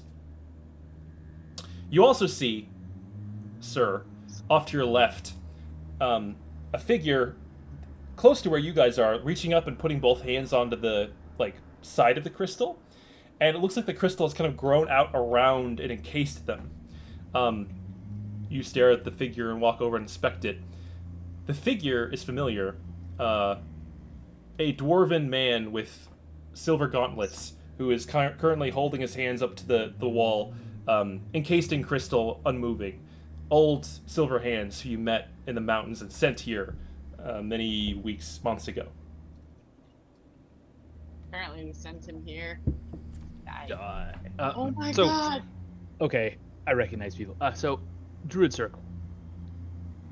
Right?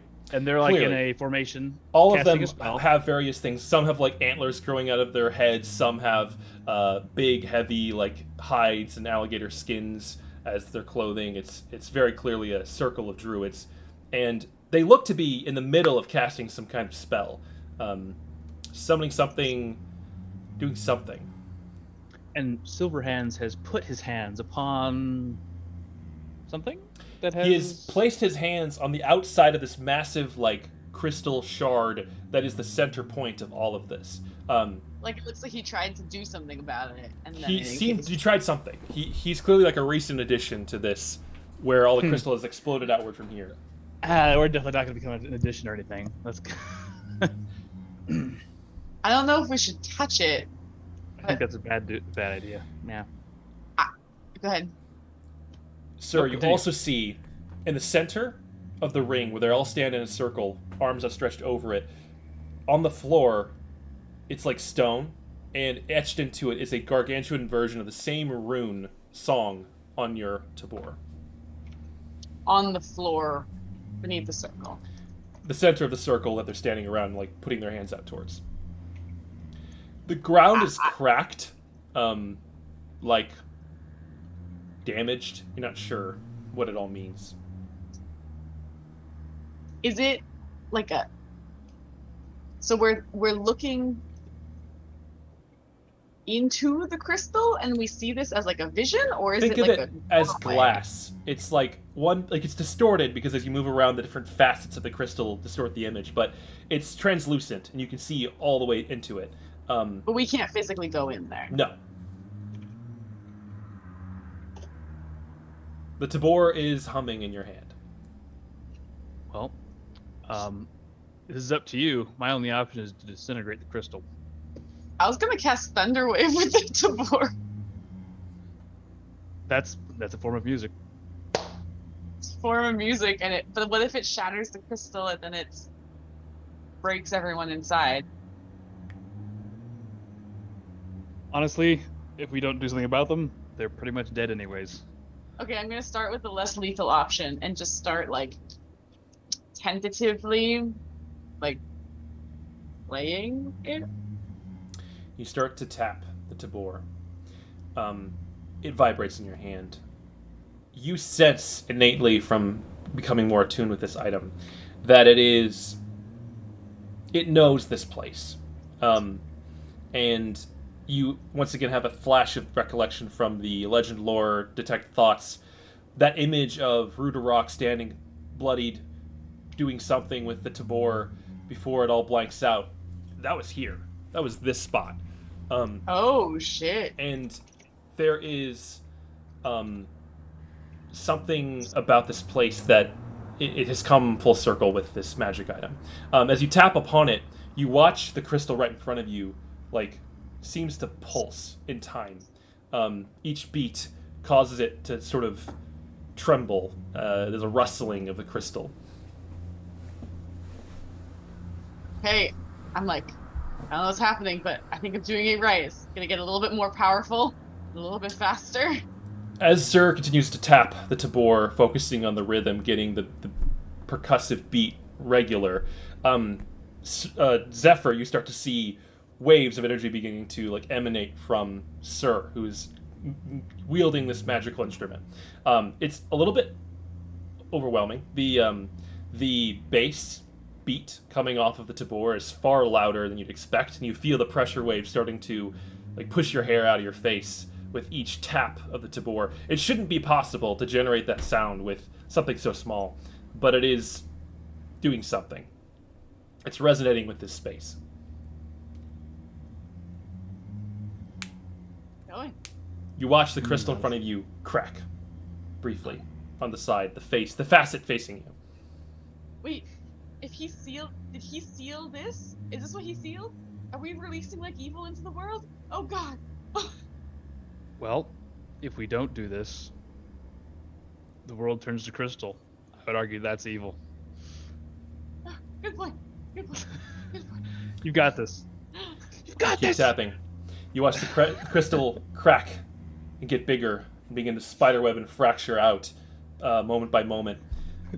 I prepare my disintegration finger. Okay. I have nothing to do. add You've my- got this. I'm gonna add my voice to the song.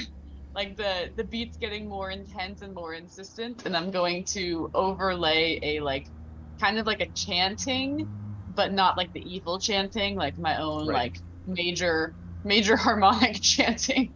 All right.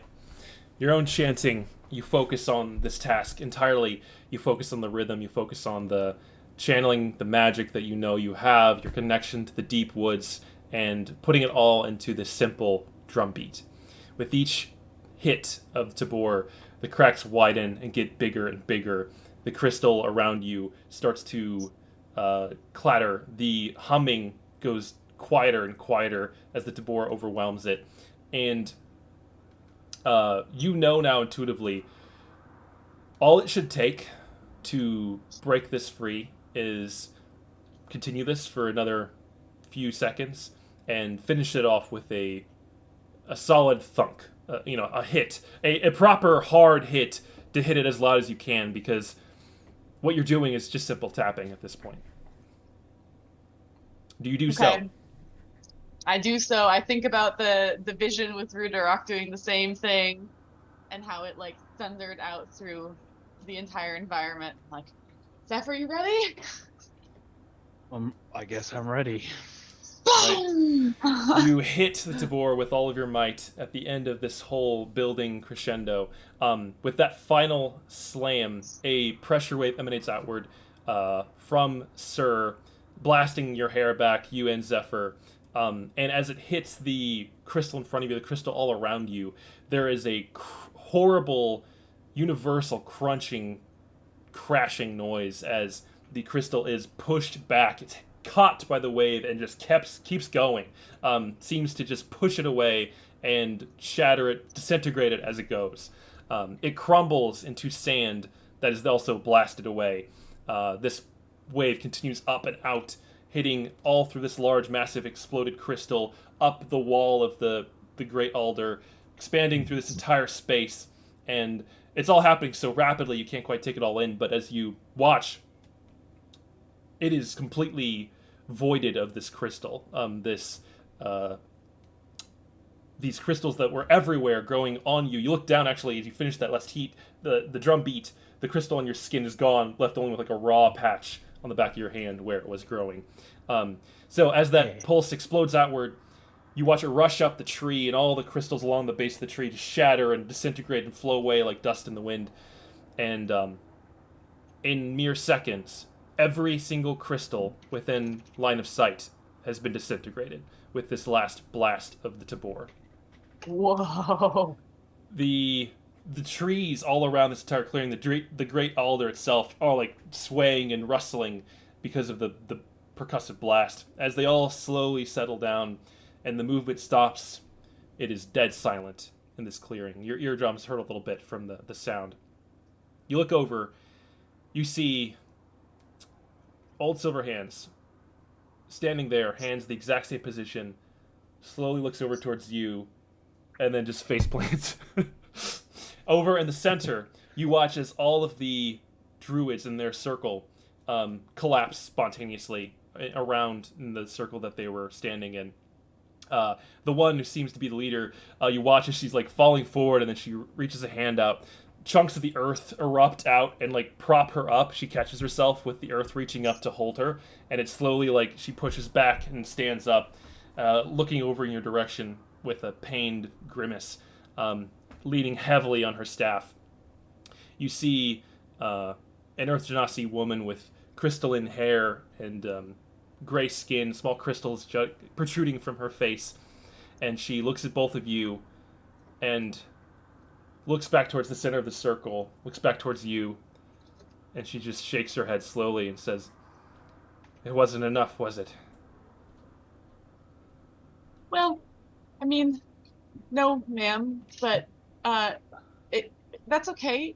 We got it. It wasn't enough for what? You say that. Like whatever they were trying to do. You say that, and you watch as the cracks underneath that symbol, the song symbol at the center of that ring around where the druids were standing, the cracks widen. And that symbol, song, the cracks widen and cross across it as well. The ground fractures. The earth trembles. Both of you make dexterity saving throws. Oh, balls. We did not understand what was happening here. No, the crystal was a prison. That's what I was saying. It's okay. The prison was the solution was worse than the monster, I'm sure. Are you sure now? No, I'm not sure. Okay, I need to make a dexterity save. 19. 19. Sir? 11. Oh, I don't know if a D4 will help you. Yeah, it's not a big deal. Sir, you take 10 bludgeoning damage as Zephyr, you dive out of the way as that center of the circle explodes upwards in rubble. Chunks of debris flying in every direction. The druids around the circle are crawling away, running, jogging, falling and crying. The ground continues to crack outward, expanding. You watch as you're standing on solid rock and chunks of it are falling inward and downward into darkness. What are you guys doing? You take 10 bludgeoning damage from the rocks. Running also with the druid? I'm going to go ahead and give Sir a shoulder grab, be like, we need to be prepared for anything, including falling in that hole. And I'm going to cast Fly on us. Okay, you cast Fly. The druid woman, she says, "Get out of here. Get back to the village. I'll get the rest." What is it? And she staggers to her side. You watch as she runs and like does a diving motion, and she just swan dives into the ground and like disappears from view. You both start flying. You watch from a distance as like you look back and the ground continues to crumble and descend into a kind of rotating, gyrating pit that is expanding ever wider. Never, I think we have to go in there. You watch as around that pit, this woman comes erupting out of the earth. You watch as she transforms into some kind of giant ape-like creature, but again, like made of stone and with like crystals growing out of her. She scoops up the random druids that are there. She gathers them all up in like rapid succession, running in a circle. She has maybe, all a dozen of them, and then with that, she just like does a shoulder dive into the ground and disappears from view again, taking them all with her. As you float further and farther away, watching this spinning thing open and widen, the base of the tree, all the way up to the edges of the roots of the tree as they go into the ground. At the very center of that darkness and gravel and pit, you watch something shift, and the gravel separates, and you see, looking up at you from beneath, an eye the size of a house, perhaps. Brilliant pink with a single large slit down the center of it. It pivots and looks around up towards the sky and slowly blinks, looking back up into the sky. As you're watching and looking in horror and confusion, you hear the humming begin again, but much louder and much more melodic.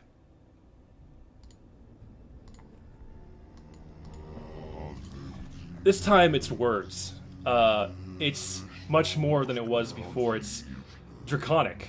And as you hear it, Zephyr, you understand it to be a song. A song of celebration. A song of exaltation. And you watch now as the eye closes and the head shifts, ripping out of the earth, rising up from the rubble at the base of the tree. A dragon arises from the rubble, a head of a dragon made of pure crystal, from what you can tell. Bright, vibrant, pink, quartz-like crystal, beautiful scales all around its neck, but it raises its head up, its pink eyes blinking in the sunlight, this rumbling sound, this song coming from deep within its chest. It has these crazy ornate horns that go along for days. This dragon is the size of a skyscraper. It is huge. This is not an ancient dragon. This is a timeless dragon. This is beyond your comprehension. You look upon something godlike. As it rises from the rubble, ripping its arms out of the earth, chunks go flying for miles. You continue to fly and try to escape. It pulls its full mass out of the ground, shakes off all the rubble, and again, flying, destroy this whole valley that you just walked across for 15 minutes is now collapsed inward as the body of the dragon is released from its slumber. It comes up out of the ground, and the song continuing to burble around you. It looks up towards the sky and gives a call to the sky. It just roars into the night, the day sky, the clouds part above you, and this song reverberates into the distance infinitely. You don't know this, but all around the world, every corner of it, people look up as this song passes over through their space and they hear it in confusion. In the city of Leafside, a sphere sitting in an excavated pit begins to crack as crystals begin to fall. Oh, shit. In Kelly, the Vexel's pit, a chunk of the pit deep within bursts out as a blue sapphire arm ruptures out of the side of the pit and begins clawing its way free. All these things are happening at once, and you do not know of what is happening. But as it finishes its roar, its exaltation, the song comes to an end, and it takes flight. It has no wings. Its body is long and serpentine, and it just sort of glides up into the sky. You watch as it flies up, seemingly coiling out of the earth like some endless beast of some snake-like creature, and it begins to just drift off into the stratosphere, heading northwest.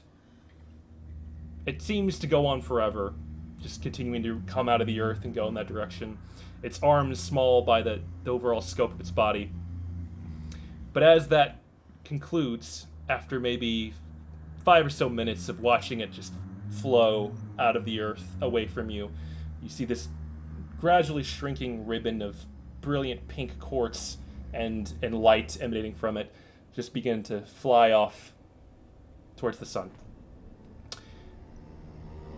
Eventually, it gets quiet again. You are now hovering over a ruined valley, looking at a massive tree free of crystal. What do you guys do? Zephyr, I think you have something to write a paper on now. Yeah. I've got a thesis. Not excited about that. Where did the druids go? You look around. At the village, at the shrine, you see now, like, staggering up the stairs, that rock-based gorilla, and you see them, like, laying out the druids onto the platform, and as it staggers, it morphs back into the woman form, and, like, they all stand there. The druids are now there at the shrine where you were before.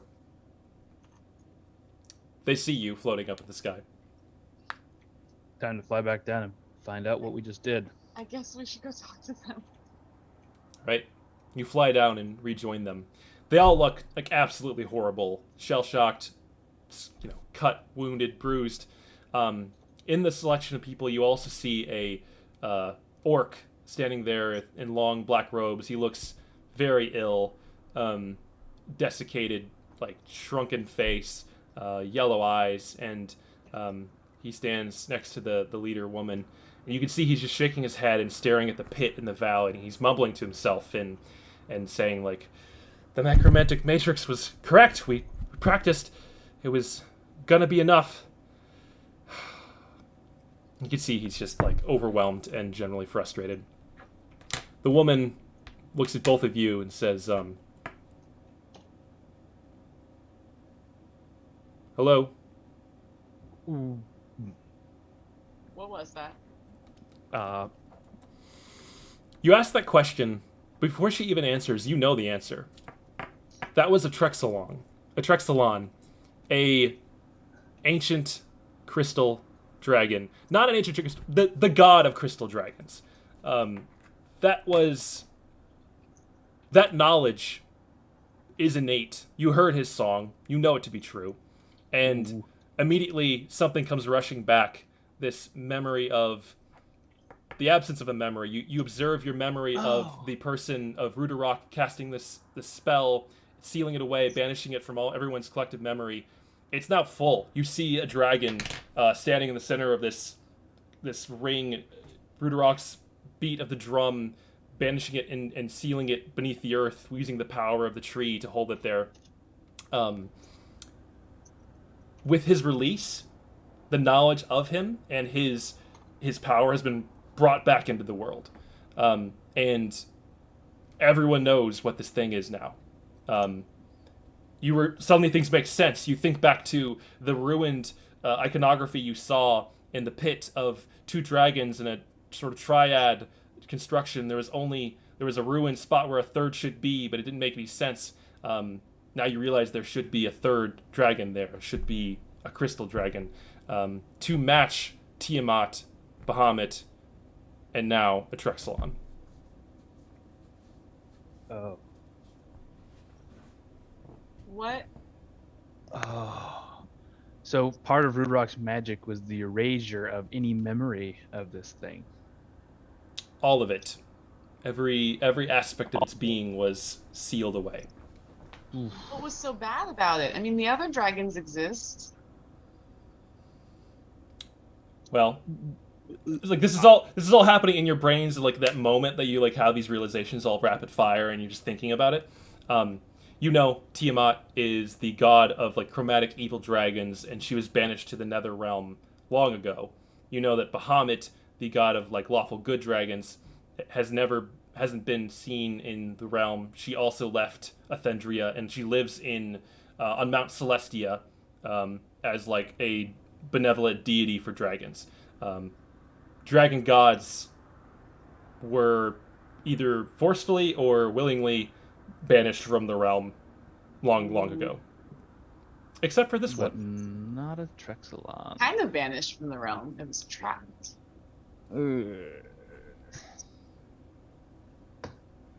Hmm.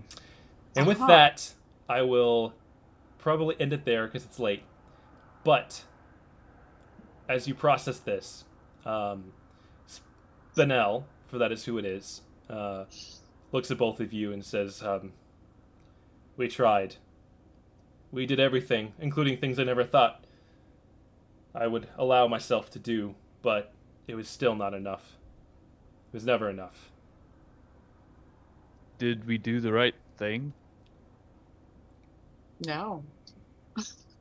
"We did the wrong thing," is what she says to you. So you were the darkness? She looks over at the orc, the dried out orc. She says, "Gowron here thought it would be possible. We worked together to make this work, to seal it away, but it was a failure. We tried to leverage all of the life magic of the Olmathian woods, the single heart of nature in all of Athendria, to battle and keep at bay this emerging power. And all it did was just convert it. It didn't actually help. It just delayed the inevitable. Oh.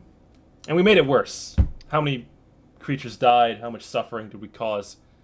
And we just stood there, helpless at the center of it all, trying to keep it going." Well, that's okay, because we have this. And it's just like a Tambourine.